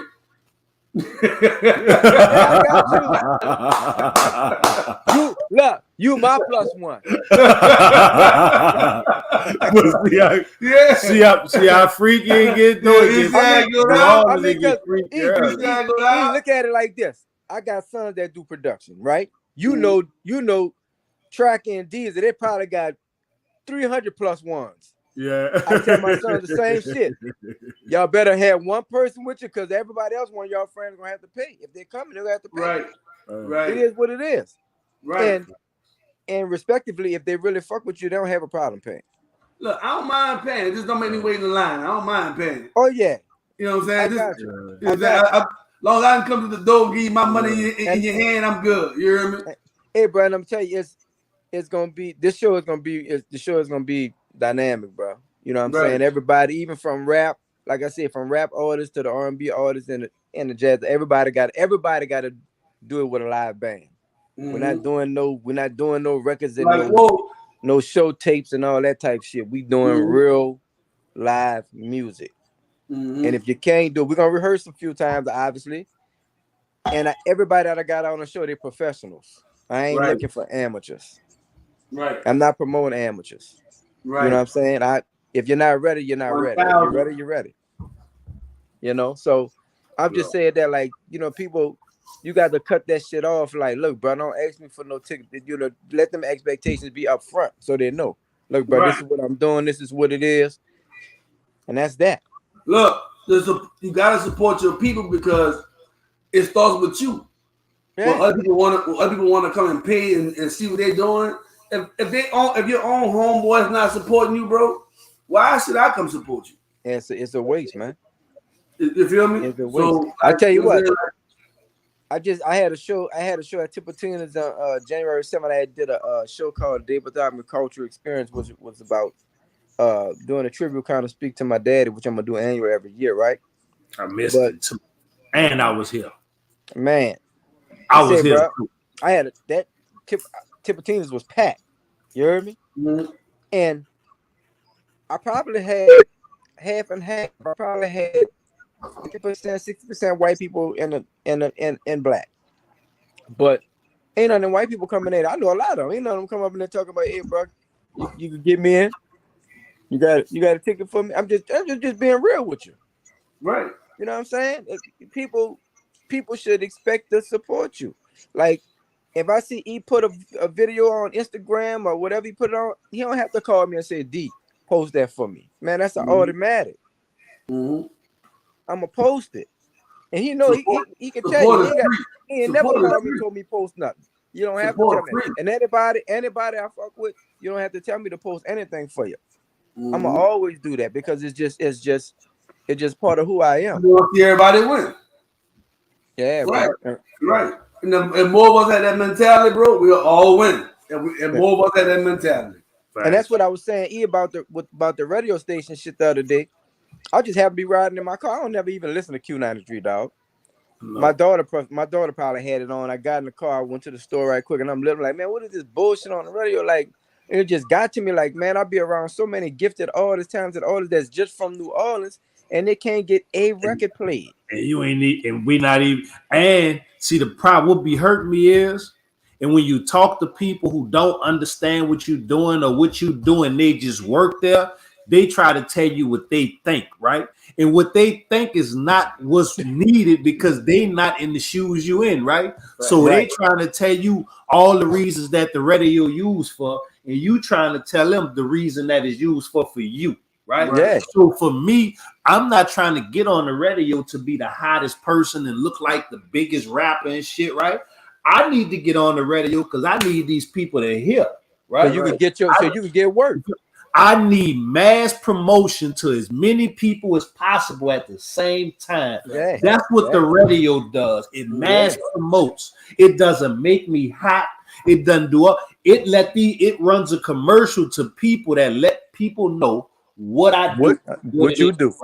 That's why big companies go to the radio and get ads at the radio just to say what they're doing, right? Yeah. So I get to let you hear my music, right? Over the airwaves, as many people that could catch it. And if you like it, you can go online and go listen to it. Yeah. That's all it's about. I get the broadcast to 10,000 people simultaneously at the same time. Right. Yeah. If 20 of them like it and go listen, it's a win. Right. Yeah. Facts. If one don't like it, it's a win. Right? Yeah. But you trying to tell me, no, you don't need that. That ain't good. That how man, you do need that. You don't even understand. You don't even understand. You need promotion. Right. But that's why you don't understand. I need it. Say, bro. You know, a lot of people talk about my partner who was Gerard Stevens, who used to be the program director at Q93 back in the 90s. If it wasn't for Gerard, bro, you wouldn't have no Master P. You wouldn't have no Big Boy records. You wouldn't have had no Cash Money records. That dude put everybody in a position where the rest of the world could captivate to them. Off that one dude playing their records every day, putting it in rotation, dog. Mm-hmm. And no matter what it is, if they had the pen, whatever it is, but they pay it off. Right. You know what I'm saying? And when you do things like that, dog, you just don't understand. If they was playing Easy Money fucking record in rotation every day, man, you know how many other people Easy could reach and help doing that? Do you know Easy got a deal from doing that? How many other people could have jobs from doing that? But like you say, you got to invest in yourself. Yeah. So you may have to pay a few dollars to get it out there. Yeah, But it's gonna cost you. You gotta invest in yourself. You got, Like I tell, and a lot of people don't want to invest in themselves, bro. no, They it's, think it's everything's going to be given to them. yeah, it's gonna cost you, but at the same time, you gotta have good product too. Mm-hmm. Don't You come gotta with have that good product. bullshit. It don't make no sense to pay for no bullshit product.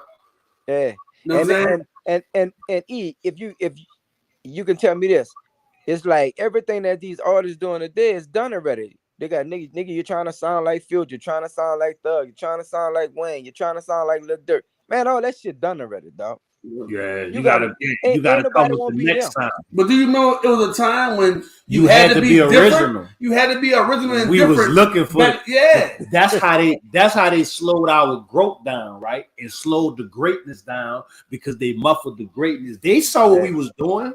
They saw what frequency we was vibrating on. They know that frequency is still there, but they can't promote that frequency because it's gonna be in the way of them trying to control what's going on, right? They don't want me trying to give them the game that I'm giving them on favorite trapper, favorite rapper on what to do with what you got, right? They want a person telling them. They want, definitely. Out right now on all streaming platforms too, for educational purposes only. Promote that, right? For educate, I'm dropping music for educational purposes only. So if you want to go check it out for educational purposes, go check out favorite trapper, favorite rapper. It may change your life. What if I don't want to learn? I just want to listen to the music. I got some of that for you too. That's all I want. The product good. Yeah, and the product good. And so what you need is they don't want that. They want a person to tell you how to lose. They don't want me telling you how to win. No, they don't want me telling you how to win. They want homie telling you how to lose fast. They want dude telling you throw it there. You win it, boom, it's good. You got throw it there. They don't want the person telling man, no, you got to take care of it. You gotta. They saying throw it in the air and just mess it all up. But man. if you look at social media though, they promote the negativity.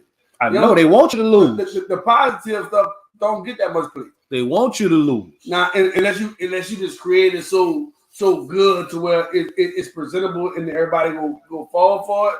Well, I ain't gonna say fall for it, but fall into it. You know what I'm saying? But 9 times out of 10, anything positive ain't getting no play. Facts. Ain't getting no play. Facts. You hear me? Yeah. But that's crazy. like Nipsey, he made it cool to teach the game. Facts. He was vibrating on another frequency. He made it cool to teach the game. He had a style that could give it to that you. Resonate, and it made learning gangster. Yeah. It was cool for the first. He was the first person who slid through where it was cool to know something. Right. Because I remember a time when it was cool to be dumb. Right. You didn't want to be the smartest person. You was a target if you was the smartest person. Mm-hmm. Like homie came through like, no, I'm on some gangster time and I'm gonna make it cool. Trying to educate you. Yeah. Man, do you know probably about 7 years ago I did a show with Wild Wayne while I was on his panel. I forgot that thing he used to do like maybe once a month. Industry influence. He asked me to come do the panel. He asked me to come do the panel one time and talk to people about publishing and licensing and how to get that. That's when I was doing a supervising for the Treme show for the HBO Treme.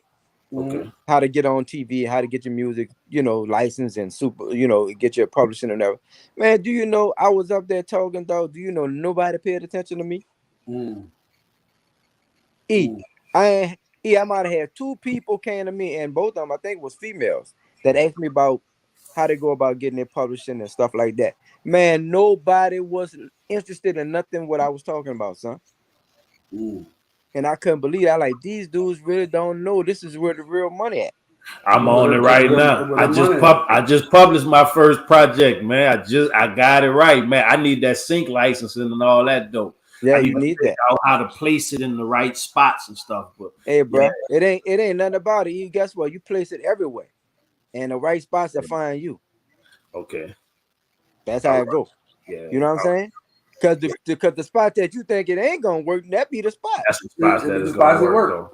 Yeah, that bitch everywhere. Somebody gonna grab it. You feel? You know what I'm saying? And that's a lot of people. They don't want to learn about shit like that. But They that's won't learn something about it after somebody they else need to made learn all about. the money. Huh? That's what they need to learn about, though. Man, they won't learn about it after somebody else that made all the money. Now you're mad that the other dude got all the money. He didn't rob you because you ain't educate yourself. Big Don't facts, get mad now. big facts. Facts. Find out what's going on in front. How it go? They don't want to know though, bro. They It don't just want to know. look like it. It just won't look like it. Yeah, it won't look like it, man. Won't 5 look like years from now, you're gonna be working at Walmart. Had a whole hit record. Ain't get You'll no be money from a Walmart greeter. Yeah. Welcome to Walmart. I was just talking about that too. It seemed like them people who come up and luck up on them one songs that blow out of here, Yeah. they never have another one like. But people who make bodies of work and just work up, they be around forever. But that one song made him enough money. No, it didn't. A lot of them got a lot of money, bro. Hold on. It was a cold-blooded 360 deals. It go back to what he said. They can't buy another hit. It's everywhere. Can't buy another hit. It's everywhere. Can't buy another hit. Well, you know what? Let's take like Sir Mix-a-Lot with the Baby Got Back. Mm-hmm. He just a smart investor. You know what I'm saying? I want to say the cat was older when he had it. You know what I'm saying? But he a multi-millionaire because dude took his money when he was getting his publishing money. He started buying properties and shit. You know what I'm saying? He didn't rely just on that one hit wonder, but the money not really just into rap. Like, yeah, you make the initial money off rap, but you take that money and invest the money in other things. Like you better get you some real estate, get you some. You know what I'm saying? You will wanna. I mean, he just lucky because he got somebody like Nicki Minaj to do the song again, and you know he got some white band to do the song again. So he just got a song that just keep getting done over and over. Keep getting reinvented. Right. Yeah. So he owned the publishing and off of that same shit, he doing shows and he's still making 10K, 15K a show off of that one song. Right. Because white folks gonna pay to hear that song. They want to hear it. It got into the right rooms and the right ears, huh? Yeah, you know. That sounds like commercials and everything, man. That song was on commercials and everything. That Baby Got Back was on commercials and everything, bro. Right. That was big money, bro. They get in the right room and the right ears is over with. Yeah, they know what they was doing. You know what I'm saying? He know what he was doing. Somebody, but he's very. I know he's educated when it comes down to publishing and license. He know about that a lot. Mm-hmm. So, and I think he knew about that when he made the song. So that was important. Okay. You know. But look, it's a lot of artists coming up right now, bro. Like I got one on here right now. He telling me right now I need more knowledge on the publishing. You hear me?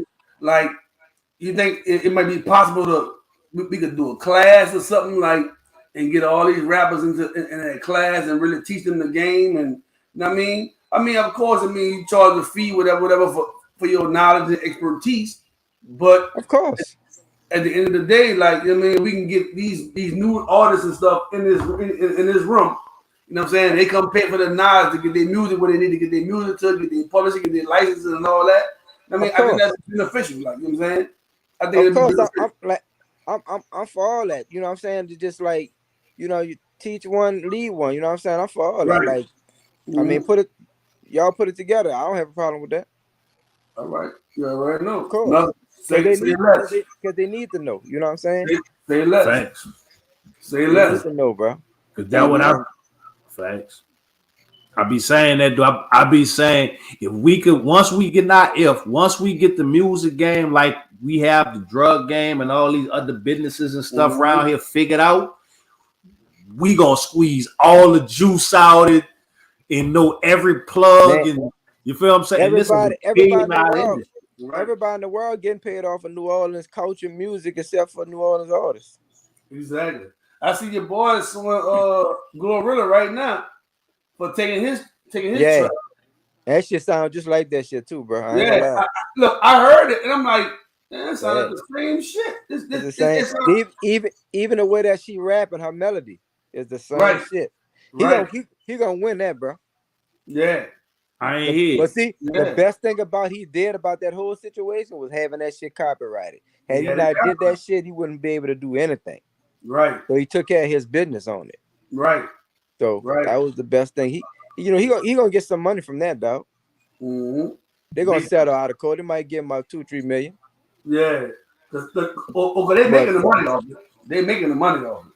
Yeah, he's gonna get about 2-3 million or something off it. I mean, but hey, You ain't had nothing. You ain't had to do nothing. All you did was copyright it. Fuck it. Right. And then he gonna probably get some publishing off it too, because it's the same melody and everything. So as long as that song's selling, they're gonna have to pay him. Right. Okay. You know. He So had to pay for it, right? When I saw that, I'm like, oh, this is big right here. I forgot his name. Damn. you talking about? I think he from across the river. Yeah, he's from across the river. He from here? Yeah, he's from here. Right, from New Orleans. Yeah, that's his. That's if you listen to that song and listen to his song, that's his song. That she rapping, bro. The name of the group is called Dog Posse. Dog Posse, that's it. The name of the group is called Dog Posse. They got a song sound just like Glorilla single. It's the same exact melody, same piano, everything. Everything, bro. Everything. Rap, I listened to it. I listened to it, dog. I'm like, when I heard it, I said, "Oh, he got him, bro. He got him." Everything, dog. When I tell you, it's down pat. He got him. What is his name? Doghouse Posse? The Doghouse Posse. They're from the West Bank. The name of the record label is damn, it's on the tip of my tongue. I think he was rocking with MC Thick and all them back then. Yeah. All right, shout out to Doghouse Posse, man. I got to look more into that. We got to talk on that next week. That's a good topic y'all came across, man. I ain't know we're going to get more into that. That's going to be some news that need to be floating around the city, though. Yeah, man. He about to get that bag on this one here, cuz. Yeah. It might have taken him 20, 30 years. Hey. But he about to get that bag now, though. He about to be living good, cuz. Took him 20, 30 years. But he had his paperwork right. He copyrighted it, though. That's the most important thing. Took care of his business on it. Yeah, dog. Yeah, he about to get that bag, bro. Shout out. I'm happy for homie. Like, you hear me? Yeah. I'm happy man, for I can't him, think. Bro. I'm trying to think of when I say the record label, you gonna know because his record label, you know what I'm saying, it was pretty popular back then. He just was from the West Bank. Right. I can't. Is it Mobo? Who? Is it Mobo? Mobo. I don't know. I don't know. It might be Mobo Records, something like that. I remember through Mobo Joe. I think he had just came home or something, huh? I think that's who it is. I think I was supposed to interview him. His people were trying to plug up an interview for me to interview Mobo Joe. He was big back in the day, though. Yeah, I think that's who it is. I think it's his record label. Yeah, I think that's what it is. When we get off here, just Google Doghouse Posse. It'll show you the record label that it's on. I'm gonna do some. You're probably gonna hear the song. Yeah, it'll probably be the first song on it. Yeah. When you hear it, you gonna be like, "Oh man, yes indeed, they stole this song." Yeah, they got that. They got that. She must have heard that one in a cut somewhere and be like, "Let me do this song right here." Yeah, probably. I'm talking about it's exactly like the song. Mobo Records. It's exactly like the song, bro. Mobo Records. It's Mobo, huh? Yeah. Mobo Records. Yep. They had Rootless Juvenile. Yep. They had a song with the Rootless Juvenile. Yeah. He was spending a little paper and everything back then, man. He was doing this thing. I think it was a little harder for him because he was from the West Bank. You know what I'm saying? Right. You know how it was a West Bank thing. You know how that go. Yeah, you already know. But Dick came through the door and busted down for the West Bank. Yeah. Dick came he did his thing. It was over Tomorrow Sample or something. Yeah, that's the song. Yeah. Oh, wow. When you hear it, you're gonna be, all right. You're gonna think you listen to Glorilla. I'm telling you. It sounds like Glorilla's song. It's like the song, bro. I'm telling you. You hear me? I'm telling you. She stole some New Orleans shit, bro. Hey. I think the producer. And they probably didn't think it was the paperwork was right. They probably they just took a chance on it. Mm-hmm.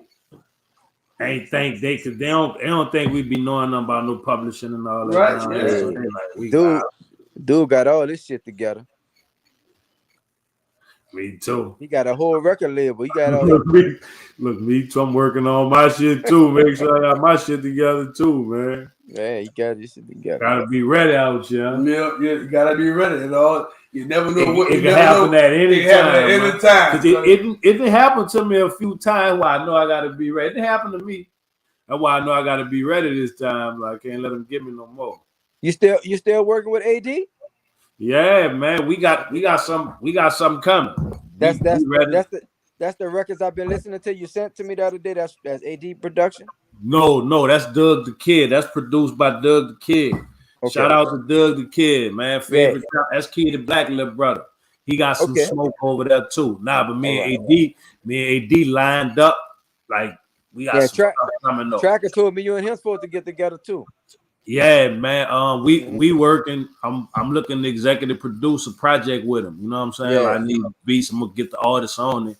We gonna put together some smoke and get it out here. You know what I'm saying? But yeah, just understanding the game. No, I think I got it. Well, understanding where we put it at, how we get the money from it. So now the next part is just execute. You feel me? Consistently. So yeah, man. Yeah. Just do it. Don't think about it. Just do it. Facts. Nice. Facts. I had a problem with that with myself. Just fucking holding records too long and just holding on. I feel like it ain't time yet. I always ain't got the marketing strategy down yet and all this shit, man. Fuck all that. Just drop that shit. Yeah, I'm dropping one. I'm dropping one for one. Drop that shit. Got the marketing lead. I'm dropping one for one. I ain't letting up all from right now. You know what I'm saying? Like, I feel like if I would have did this with Life and Crimes back then, just drop song for song. Man. Just go through the whole project song for song. I ain't even dropping whole projects right now. That's a classic there, man.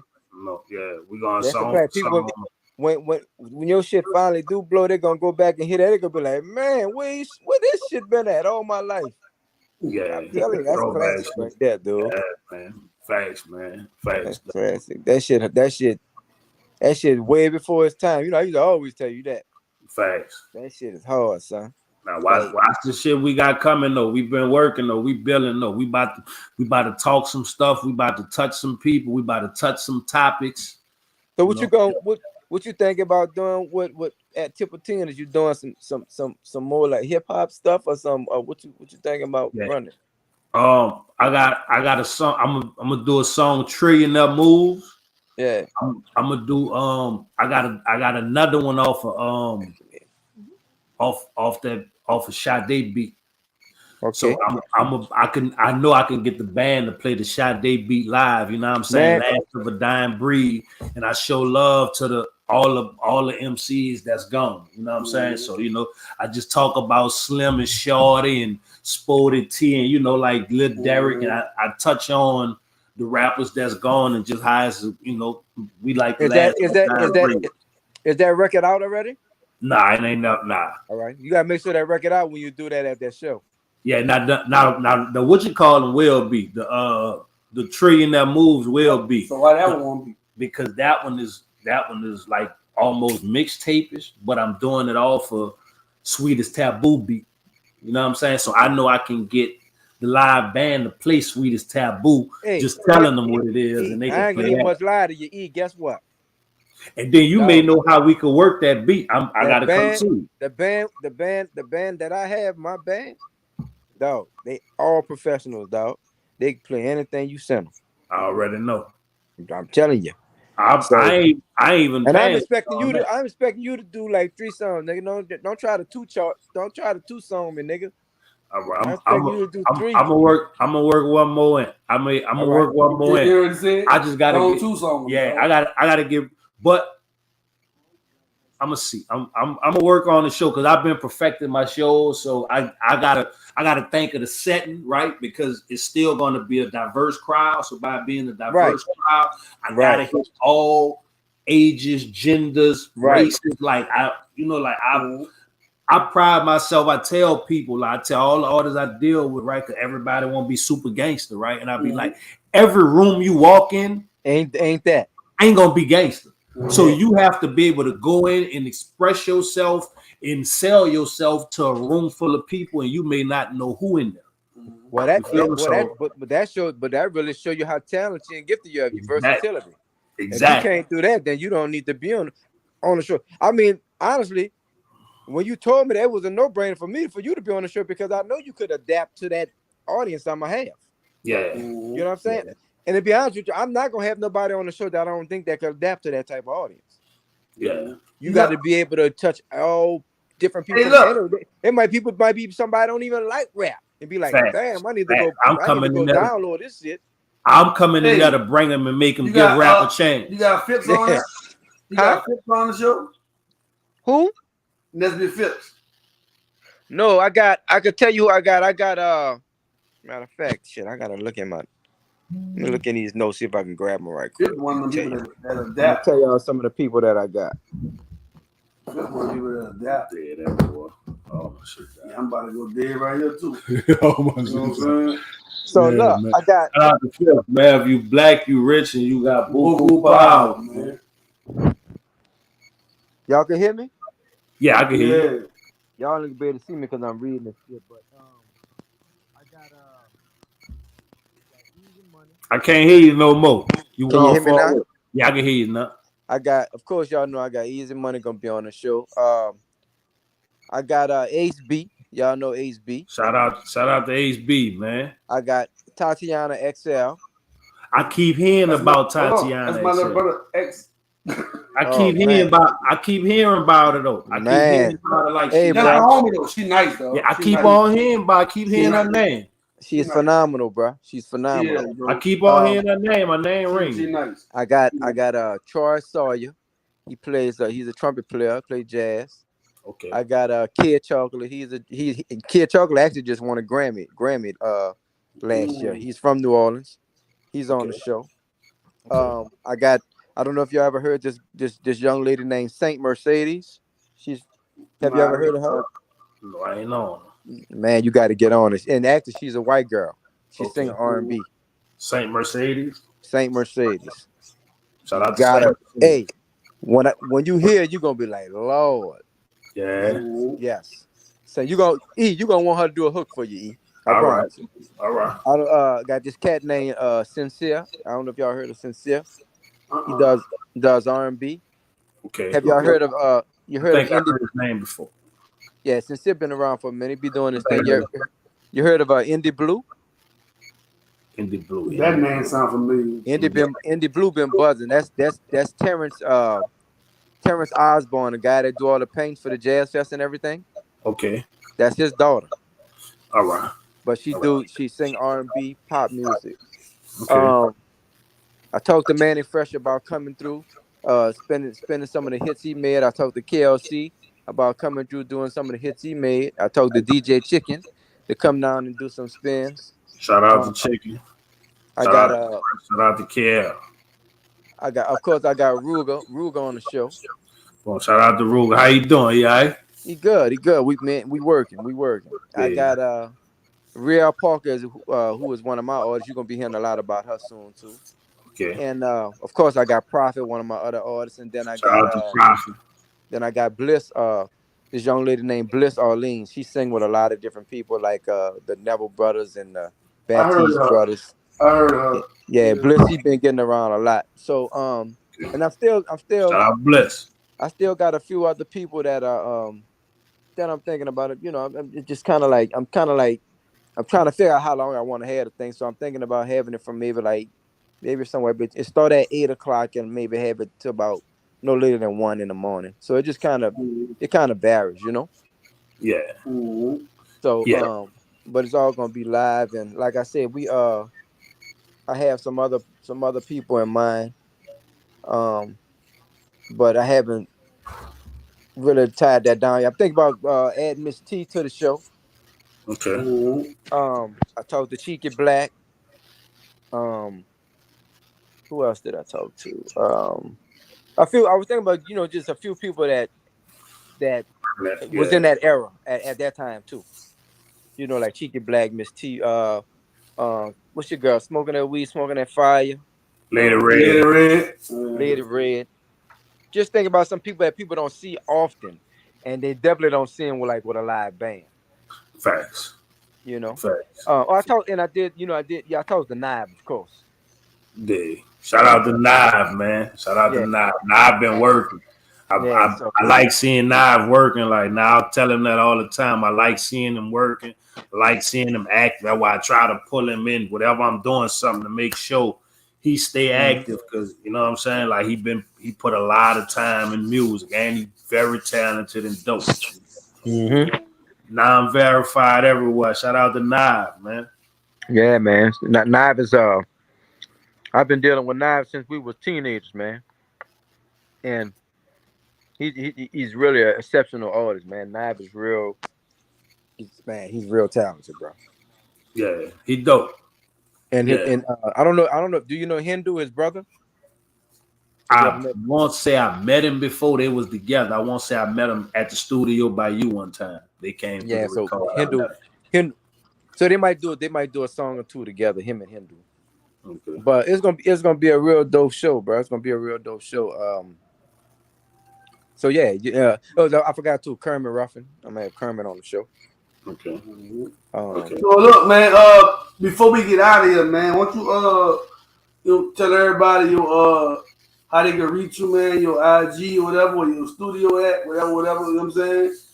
Well, my IG is Don _B_.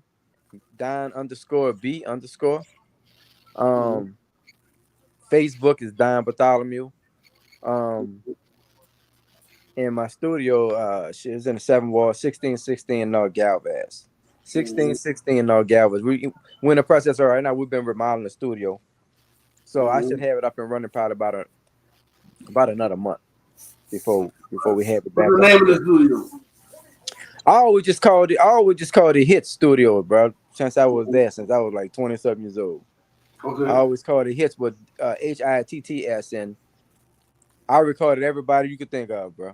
Right. In the studio. I promise you. Everybody there's somebody from New Orleans. I'm sure I'll probably touch one of their songs up. Right. You know what I'm saying? So I've been having it since '92. So that just picture that. You know what I'm saying? So pretty much, I mean, if you know me, you know where the studio at. You know what I'm saying? But for the youngsters that don't know, you know what I'm saying, that's what it is. And you can hit me on Instagram, they can hit me on Facebook, or they can call me, you know what I'm saying? 504-505-5157. Tracks, engineer, whatever. I do it all. You know what I'm saying? Educate you if you're trying to find out how to get the shit on TV, games, licensing your music, because a lot of people always thinking about trying to have a #1 hit song. Man, just think if you get your song on a Colgate commercial, right? And they spit facts. Yeah, people be thinking about they don't. I can say that they don't think about that. They know they got cats just making a living, just putting some songs on jingles, just doing jingles. They're making over fucking 6 figures a year, bro. Making $100,000 a year just doing jingles. But a lot of people don't think about stuff like that. They always think. I mean, which ain't nothing wrong with it. Everybody want to shoot for big, but sometimes you be surprised if you making 5,000 here, 10,000 here, 5. By the time you know it, you done made more money than the guy that didn't have just one little song. Right. You done came up. You got your song on a Mars bar commercial and this, and you'd be surprised, bro. All that everything add up. So that's why I'm at with it, man. But back to the original situation, man. I think y'all was head on about the situation under Claiborne, man. Us as black people, I wish we could come together and just learn from each other, bro. Just learn from each other instead of hating each other, man. You know what I'm saying? And I think that's what we feel in that, man. They got so many brothers that just don't want to learn from the next brother. You know what I'm saying? And then all they do is just take them people and people be like, treat us like animals and just lock our shit down.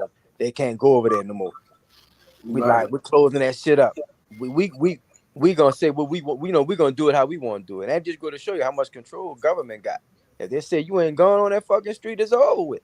You know what I'm saying? That show you how much power they got, dog. But a lot of that shit be having to do with our own demise at the same time.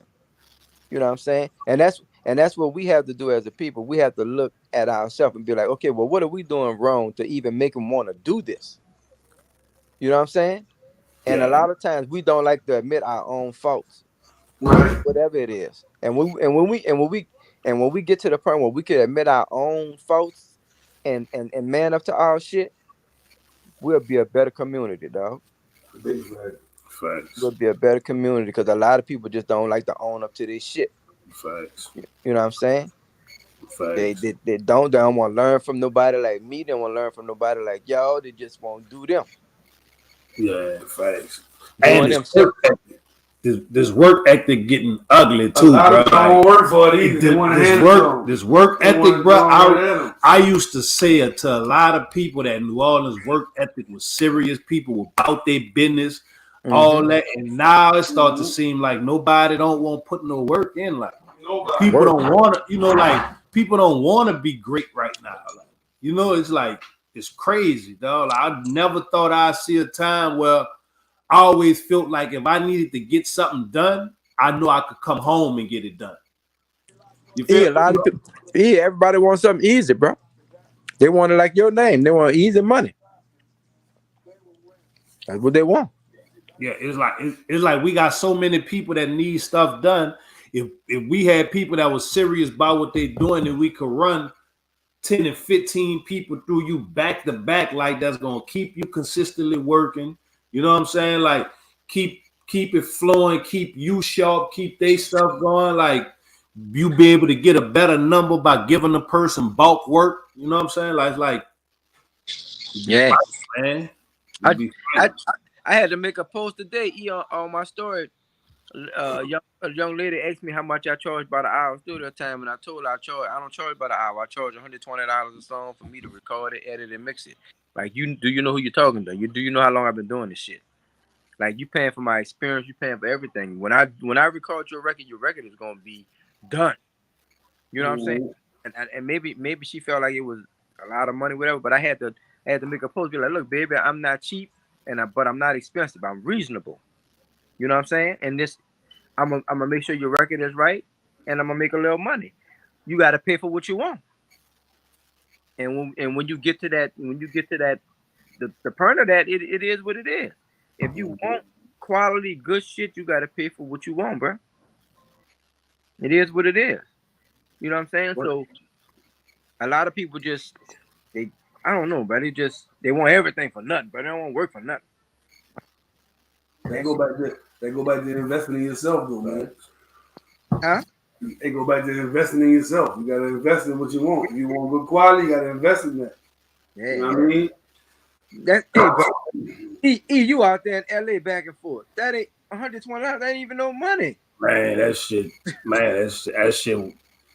go fast. Yeah. It go fast. It go fast. It be messing me up because I'm used to spending how we spend down here. So when I get out there and I gotta spend at that level, it eat through your bread quick, boy. You go to the grocery store 2 times and hit the gas station 2 times. You chunked out. Yeah, you chunked out. You chunked out. But you chunked out. You hit that gas station 2 times. You go make groceries 2 times, and you bring your girl them out to eat. But guess what? You chunked out. So imagine, that life about living somewhere else and traveling. These people in New Orleans, they ain't been past Houston other than Katrina. They don't even know, like, though. They think this is the life. Man, this ain't nothing. They got a whole world. I just told my partner. I told my partner early. He just came home. Shout out to Tap. He just came home. I told him, I'm like, man, get out and live and see some stuff. You know what I'm saying? Like, because I saw him in the hood today. I'm like, yeah, but get the bread, go see something. Like, you feel what I'm saying? Like just me coming home and treat my bread the way I treated it when I came home, right? I didn't get stuck in the box where I was stuck on the hamster wheel where I couldn't move and I couldn't go nowhere, right? So I put myself in a position just to be able to catch a flight, right? But being able to catch a flight, I put myself in a position to meet my girl. Now I got a daughter in LA, right? Now, if I don't put myself in position to be able to be there where I'm at to meet her, my daughter not here. Yeah. You feel me? So and Put you ain't yourself in the positions. got your business out there. Your taco, you know what I'm saying? Your taco business. Yeah, just like but I don't be in those positions if I don't treat my bread right just to be able to afford a flight. Right.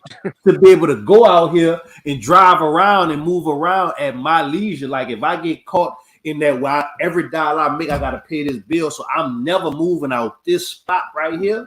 You just every dollar I make gotta go to this. You feel I never grow to the point to just be able to move around. But what if I could move around? Yeah. Right? As you should. What could I possibly accomplish or run into a where will my life in a second change if I could put myself in positions to be able to do that? You know what I'm saying? Like, so, like I appreciate my blessings, and they let me know that you still got to move for the future to be able to be in other positions for other doors to open and other stuff. You know what I'm saying? To happen for you. Do you realize just the move that you make? Do you know how many young men, I know for myself, but I'm talking about my sons, that you inspired my sons? Like, damn, he came out here and did this, and he doing this. He got you know what I'm saying? He got a whole business. He got a whole restaurant. Like, he's doing this thing. Like, no, it's that you don't know what that could do to the next man. But like, damn, bro, if he could do it, maybe I could do it. I get inspired when I see somebody else do it. I get inspired. What I won't do. I won't, because I stay inspired. Ain't no hate. Like, I get inspired. Every time I see my partners do like, oh, he did that. Oh, I could do that. I'm in there around them earlier, like, and I'm just fucking with the chicken and shit. Like, I be inspired with them niggas. Well, let me ask y'all this, and I ain't gonna hold y'all too long, because I know y'all, but look, let me ask you this: do we start getting inspired when we get mature? Do we get inspired when we still teens? Because I think that's the problem right now too. These teens don't get inspired until they feel like. To me, I don't know. I could be wrong. There ain't no other way. Hey, when I came outside and saw y'all getting money, yeah, that shit inspired the fuck out of me. Like I came outside and I saw y'all living. Like y'all was living, y'all was getting money, y'all was driving cars. People was living like. I'm talking about, and I feel like we maxed ourselves out as kids, because as kids we was doing the same things the adults was doing as kids, right? So that means now we at this level where we doing the stuff adults do. We already did this as kids, so we supposed to be doing the next level of things. Like, you feel me? Right. But it's like we on the hamster wheel because we doing the same stuff. We was doing adult stuff as babies. Hey, I gotta use that one too. I love that hamster wheel, because that shit shows been in the same spot. That's a good way to put it. Like, but I made a post today, man, about like you could have motion, but sometimes motion you could be running in place, you could be going backwards, you could be. You know what I mean? Ain't no forward progression. Yeah. You got motion, but you ain't nowhere. How your motion like what you doing with your motion? Are you moving forward? Are you running in place? Or are you going backwards? Which one? You know what I'm saying? If you got motion and you ain't going forward, then you ain't really got no motion. But you think you got motion because you moving. You seeing stuff happening, but it ain't progressing you. Not forward. You feel me? So, you know what I mean? You gotta start having motion to make it go forward, bro. Like a lot of times you ever heard the expression, take 5 steps forward and 10 steps back? Yeah. You hear me? You setting yourself for failure. Yeah. You moving forward, but you going back. So it's like you're starting all over again. Because you still attaching yourself to the same shit that kept that got you right where you at. Now, don't get it twisted. And this for all my hustlers and stuff, because a person to think that you're supposed to just get in, just win, right? Along the way, sometimes, y'all, you want to break even just so you don't go back, right? In your process, you may not win every transaction, every flip may not be a win. Sometimes you may just have to get your money back to do that process over and take that step to make sure you take the step the right way. You don't want to go backwards. If you're going backwards, you may want to assess what you have going on and figure out what it is that's make you go forward. You feel me? Like where your slow leak coming at? You feel me? Because we all got a slow leak in our pocket. It's all on us on how big it is and how to cut it off. And you feel what I'm saying? So like every move ain't always a forward move. Sometimes you got to stay right there and run that board back or run that play back to get it right the next time. Just to keep going. Sometimes it's a lesson. A lot of times, some of your moves might be a lesson. You heard me? And a lesson will teach you. All right, I can't do this no more. This stop. This didn't help me elevate. So now I gotta cut that off and figure out what's gonna help me elevate. You feel what I'm saying? So now it's like, all right, where I go from here? What I need to do now? I cut that off. So now what do I need to implement to help me go forward? You feel what I'm saying? So it's always an assessment that you gotta make it yourself. You know what I'm saying? And I always say to myself, like I used to look in the mirror, bro. Like I look in the mirror, right? And I talk to myself because I know that person in the mirror is the only person to stop me from going where I need to go. Yeah, that's real. I would talk to myself in the mirror, bro. I would talk to myself in the mirror. You feel me? I do it too from time to time. They got stuck. You hear me? And it's like I'm having a conversation with me. Like I'm in the mirror talking to me. Like, what you doing, bitch? Like, you know what I'm saying? Like, so you ain't gonna lie to you. You ain't gonna lie to you. Lie to yourself. You can lie to everybody. You can lie to everybody else. You can't lie to yourself, bro. You can't lie to yourself. And a lot of people don't want to face themselves. They don't want to face themselves. Mm-hmm. You know you the reason you ain't going. You the only reason you ain't going forward. You your only reason. So I talk to myself in that mirror, bro. I take a deep look at myself and be like, what is it? Like, and so look, one time I had a chick by my house, and she was asleep, but I'm in the mirror talking to myself. She, like, this nigga crazy.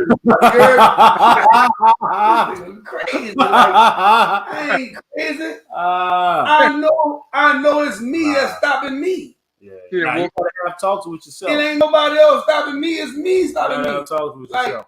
And then she realized what I was doing, and I'm trying to help motivate myself. Like even when I do a lot of my speeches on Instagram, that ain't just for me motivating y'all.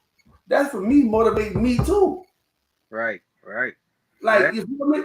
Yeah. I'm speaking to y'all, but I'm speaking to me too. Yeah. You gotta understand. I'm talking to me. I'm telling me what I need to know on this what journey. I need to know.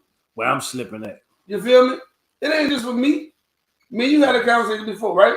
What you told me before? My biggest thing was get out your way. No, what you told me my biggest thing was procrastination. You're procrastinating. I'll procrastinate. He is a habitual procrastinator. I will procrastinate. You heard me? Being procrastinate? Yeah, he great though. I know he great. That's why I got him to do this, because I know when people get a chance to get his personality and see who he is, he's gonna be famous on his internet, man. You know what I'm saying? I already know. Real talk. Like I was in my own way. Like, and it was me stopping me because I would procrastinate and I would put it off for tomorrow. You know what I'm saying? It's always a tomorrow, but how many todays you got? That's the thing that people got to realize. Today is the day you got to make it happen. How many todays you got? Well, I'm telling you, my little brother say this a lot. He say, we got more yesterdays than tomorrow. I mean, more yesterdays than tomorrows. Facts. It is true, though. You're right. You got more yesterdays than tomorrows. You know what I'm saying? So you got to live for today. You got to live for today. And that's what I had to really picture myself, like, and get myself motivated and find out what motivates me to go out and get it. Like, you know what I'm saying? Like, so when I do my speech ain't just that's for me. That's what I'm going through. That's what I'm going through. I'm just sharing that with y'all. I'm blessing y'all and bringing y'all in my. If it help y'all, cool. But that speech not for you. That speech for me. Like, I'm talking. That's me talking in the mirror. That's me talking to myself in the mirror, tell me what I need to do. When the last time you did that? Yesterday. I'll tell you no lie. Yesterday. You hear me? And look, and I did that yesterday, and I had a post this morning, a speech this morning on Instagram. And it went good for you, right? It went decent. It went but it was for me. It wasn't for them. It was for me. Yeah, you got to believe in yourself first. You gotta believe in you first, bro. Everything starts with you. Yeah. It all starts with you. Right. Can't nobody else give you perspective. You go do it when you ready to do it on your own time. You go do you. And a lot of times, like you say, it takes a person to get older. It takes a person to get, you know what I'm saying?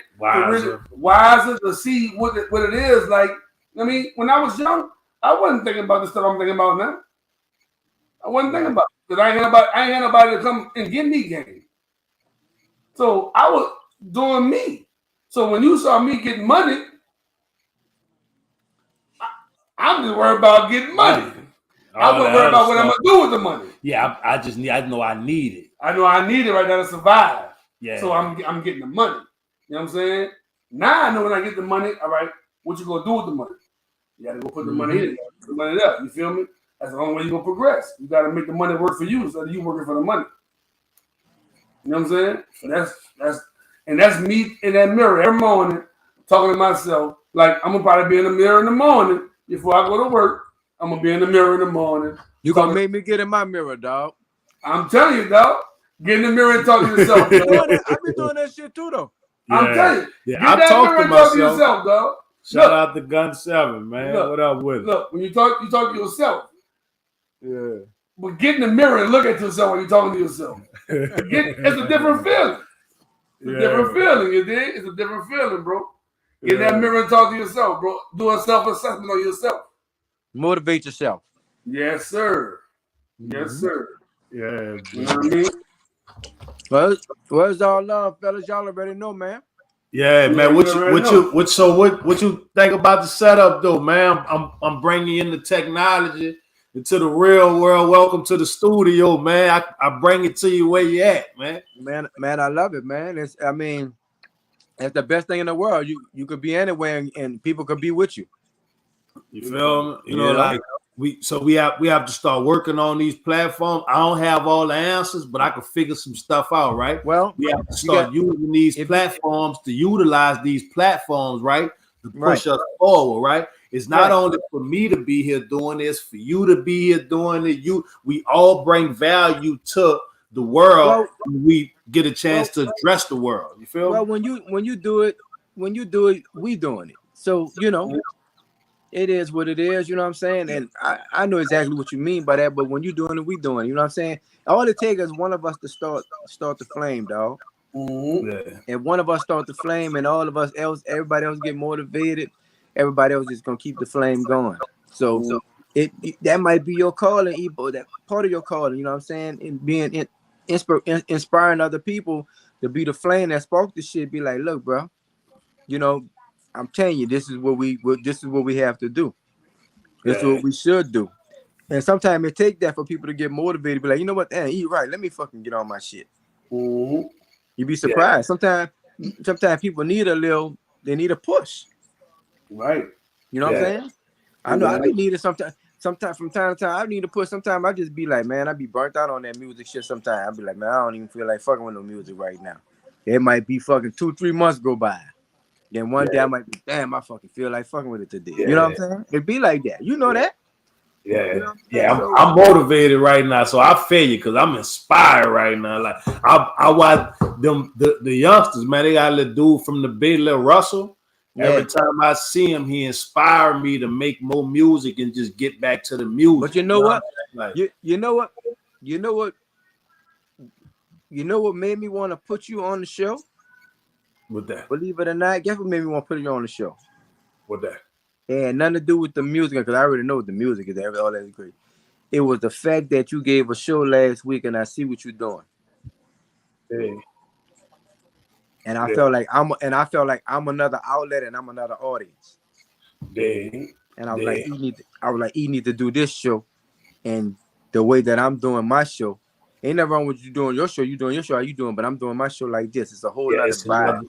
It's a whole nother. You need to be on this. You need to be on this show. To be able to show the versatility. I feel. Yeah, you know what I'm saying. And that's what made me want to have you on the show was that I see you working. Yeah, you know what I'm saying. I see you working. I'm like, that he working, man. He trying to, he doing this shit. I like to. I don't like to use the word trying too much. He doing this shit. Yeah. So he need to be on this show that I'm doing too, because this is a whole nother vibe. This is a whole other people that don't even know you right now. Yeah. But they will know you. They will know you August 12th.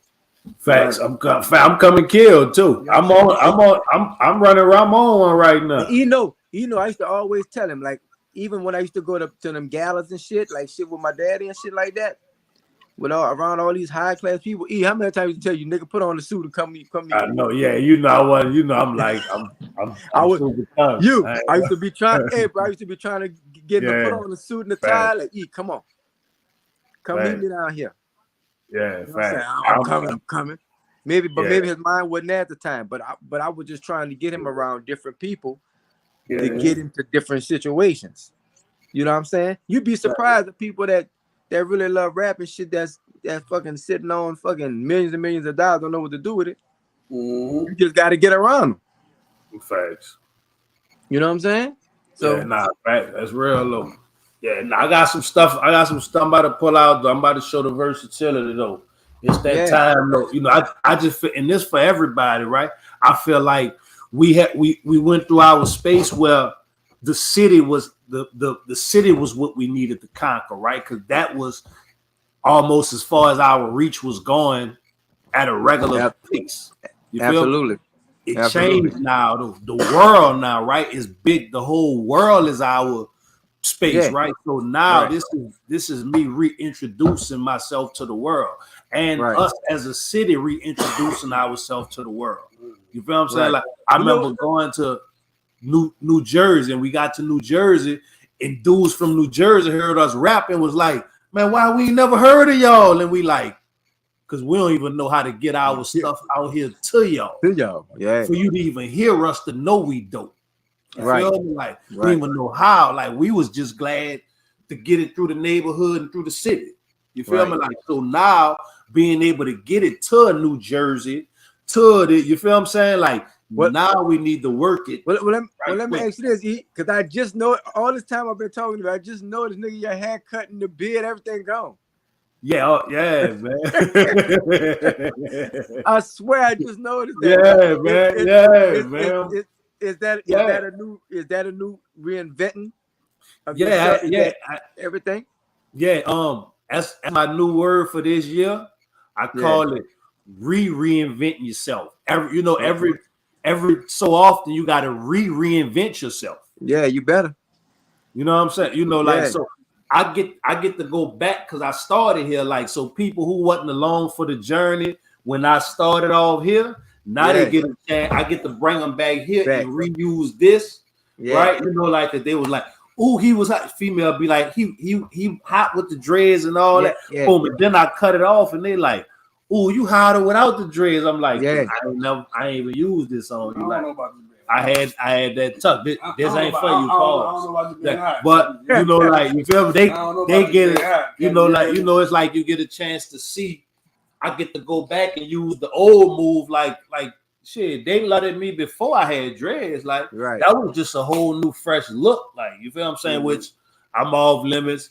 I'm taking, but we know that. Like, but you get a chance to reuse that. You feel what I'm saying? So, and it was some marketing. When I wasn't making no music, I had to use that for marketing purposes too. So I cut the hair off. Then he cut the hair. That was a whole nother blog and all that. You feel me? That was on some street blog. We street bloggers. Absolutely. Absolutely. But that's crazy. I really just noticed it, brother. Everything, you clean cut, man. That's what's up, bro. Yeah, man. Some people overlooking me right now. I don't take it personal. They don't be knowing it's me though. Like they don't be knowing it's me. Hey, it might be good. Fuck. If you don't know it's me, that means you ain't paying attention. You feel me? As you should be. You know what I'm saying? Yeah, man. But they'll know, man. They know what's up, man. But Anytime y'all want to reach out to me, man, you know I ain't nothing but a phone call away. Yeah, man. You know that, and whenever you need the platform to come through and promote and shit, you know, I'm like, oh yeah, we're gonna be, that's what we're here for.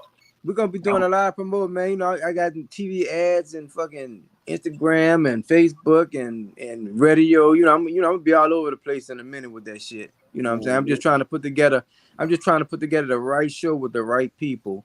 And I don't want it to be all people that's known. I wanted to get some people that's bubbling and that I can really help them. Facts. You feel what I'm saying? I can really help them be seen in a whole nother light. Like that what we supposed to be doing. Facts. Yeah. I'm trying to see. I'm trying to get people where they could be seen and be like, hey, I remember Don B put me on this show, man. I was with a live band way before I even thought I could do shit like that.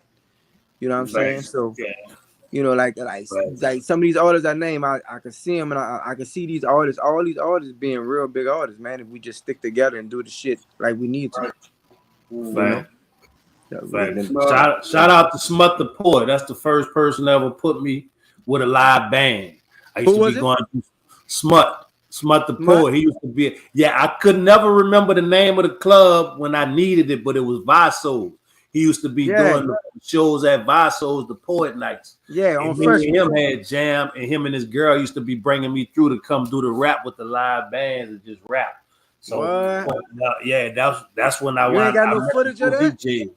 Yeah, I do. I used to put it out Facebook days, but I gotta bring it back. It was me one night doing the poem Be Forgiven. Somebody just told me about that. I gotta post that. But yeah, man. Yeah, I don't got it. I don't have the night with the live band, but I got me doing some of the poems in there. Now he may have the live band. Yeah. He may have that one, but yeah, man. Yeah, well, you know, I'm gonna be bothering you, brother. We definitely gonna do a couple of rehearsals and shit. You know what I'm saying? It ain't just like you send us the music we learn and you get at meet us at Temple Teens and we doing it now. We're gonna rehearse this shit and make sure it's fire. I already know. You know what I'm saying? Make sure it's fire, man. So yeah, man, y'all hit me up. E, how long you? Well, just hit me on the line, E. Yeah, man. You know, I've been down here a little too long. My girl ain't called and told me it's been too long yet, but I know that call gonna be coming. She kind of called and checked me last week. She called and checked me last week. So what that mean? If you know the call coming, that means it's time to go. Yeah. He didn't make his move. Yeah, but I still need to. She not need to take care of what I'm doing though. But it's like you need to get it going. You feel me? Yeah, court already passed. You already went to court for that's over with. Whatever else that is, you need to handle that, But I did go home and I did get Mercer Room together because we had just gotten the spot. So me and her, we set Mercer Room up. I had to cut the grass like 2 times and then it rained. Right. It rained and so it grew like a motherfucker. Yeah, man. Cali don't rain, but the day I cut the grass, the next day it rained. So I was cutting the grass. We got the little electric lawnmowers, I'm doing some different things, but I need to go do that. So does that meditate you when you do that? I'm starting to get used to it because I wasn't really a lawn dude, but it'd be cool. I put my headphones in, and cut it on, boom. Just zone out. Yeah, just zone out though. Yeah. Hey, a lot of people be like, man, why you cut your own grass, nigga? Because that's what I want to do. It might sound crazy, but it's kind of meditating, relaxing to me. Therapeutic. Yeah. Because guess what? It's like cutting somebody's hair. It's like you look at it after you finish weed eating and all that shit. You be like, damn, I did a good job. This shit look good. Yeah. Fuck, I'm paying somebody else for. You know what I'm saying? Nah, I ain't lying. I say every like once a month, I want to pay the Mexicans to come in and get it all cute and perfect how they get it, and then I just upkeep it the rest of the month. You feel me? Yeah. That's what's up. Yeah. Well, you're doing a whole lot of things. Nigga cutting grass and everything now. Yeah, man. Look, I'm a little bit everything, man. Listen, man. If you see how many hats I be putting on, man, I've been different cities. I'm a different person, man. I ain't lying. I already know, brother. I already know. Well, you hit me up tomorrow, dog. Yeah, we got definitely get together because I want to pick your brain, find out. I need to ask you now, who that was you had shot that video that looked like a movie that time with the police calls. That's Brighton. Boom. We need Brighton Lang. That's a white boy that I deal with. man. There ain't nobody better than Brighton, dog. Yeah, we need. I want catch dude. You were before your time with that. I was thinking about that video. You was before your time with that dude. Yeah. That's where it need to move towards. So that's why we need to sit down though. It's crazy. It's crazy to say that because I'm getting ready to work with him right now. He's getting ready to shoot the video I got with Prophet and Tatiana. Okay. See? Yeah. I introduced you to him. That ain't nothing. Yeah, man. Yeah, definitely, man. And guess what, he not even hitting you over the head like that. See what I'm saying? Look, I'm working with Raphael Medina now. I first met him by you though. Yeah. I first met him by you though. Me and him working together right now doing some stuff. So yeah, man. Yeah, I got you. Yeah, but I'm gonna introduce you to Brighton. Yeah, man. Call me tomorrow. We'll set it up. We'll meet sometime this week. Yeah, man. We got to catch up and go have some lunch or something, man. Hey, man, I'm waiting on y'all. Let's go to lunch, bro. I'm free. I'm free. Tomorrow, Wednesday, and Saturday. All right. So if you got any one of them days, Tuesday, Wednesday, or Saturday, just hit me up. Thank y'all, everybody that tuned in, man. You know what I'm saying? Yeah, man. Thank y'all for tuning in. Thank for everybody, but it might be for you. You hear me? Shout out to everybody that came through, check the live. You hear me? Instagram, Facebook, we love y'all, man. Yeah, shout out. We had the legendary Don B in the building. You feel me? Shout out to everybody who came through. Great episode. Appreciate having you through, Don, man. Whenever you need, the spot is here, dog. I already know. Appreciate y'all, man. You know it's love, nigga. Love, dog. You already know. One. All right. Wow. Yeah, man. We appreciate y'all coming through, man, and messing with us, man. It was a great episode, man. Dope show, man. Appreciate having you. I know they got these sports on. We about to go tune into the rest of this game, man. I don't know what happened on the last game. I don't know. I lost my bet. Jane Harden let me down. I lost my bet. Who won the game? I don't know. He don't even know who won the game. He just know he lost. He just won. He's sweating the ticket, man. Yeah, I'm sweating the ticket. We live on here. He's sweating the ticket. I'm you feel me? the ticket, man. Shout out to all the ticket sweaters. You feel me? Like, shout out to everybody who gambling is at a whole nother level. We need to talk about that next week too. We may need to touch on the gambling topic and you know how big is gambling, how much money is going into gambling, all that good stuff. You feel me? Like, shout out to everybody who came through tonight, man. We appreciate y'all. Real talk, man. We building. It's the beginning of it. But we definitely appreciate y'all rocking with us. You feel what I'm saying? And cranking this mode up. Let your people know you be coming through. Invite some people through to come through with you. You feel me? So we can start to build a community more. You feel what I'm saying? We can have subscribe to the page, man. Subscribe to the page, y'all. It'll hit y'all every time we go live, man. You hear me? Shout out to everybody who hit them likes and them hearts and them bears and the smiley faces with the hearts. We need all that. All that. Let them know we in the algorithms and we working. You feel me? Shout out to all the comments. You feel me? Shout out to everybody who came through.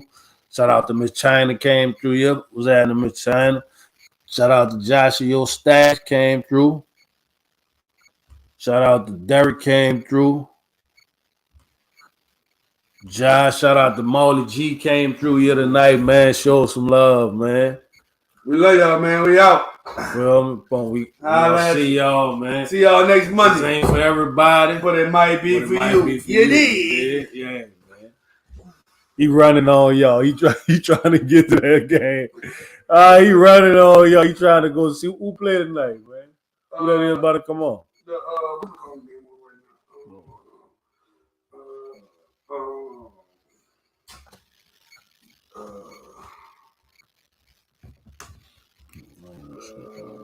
The Suns and the Nuggets on right now. Oh, on the Suns. I don't think them.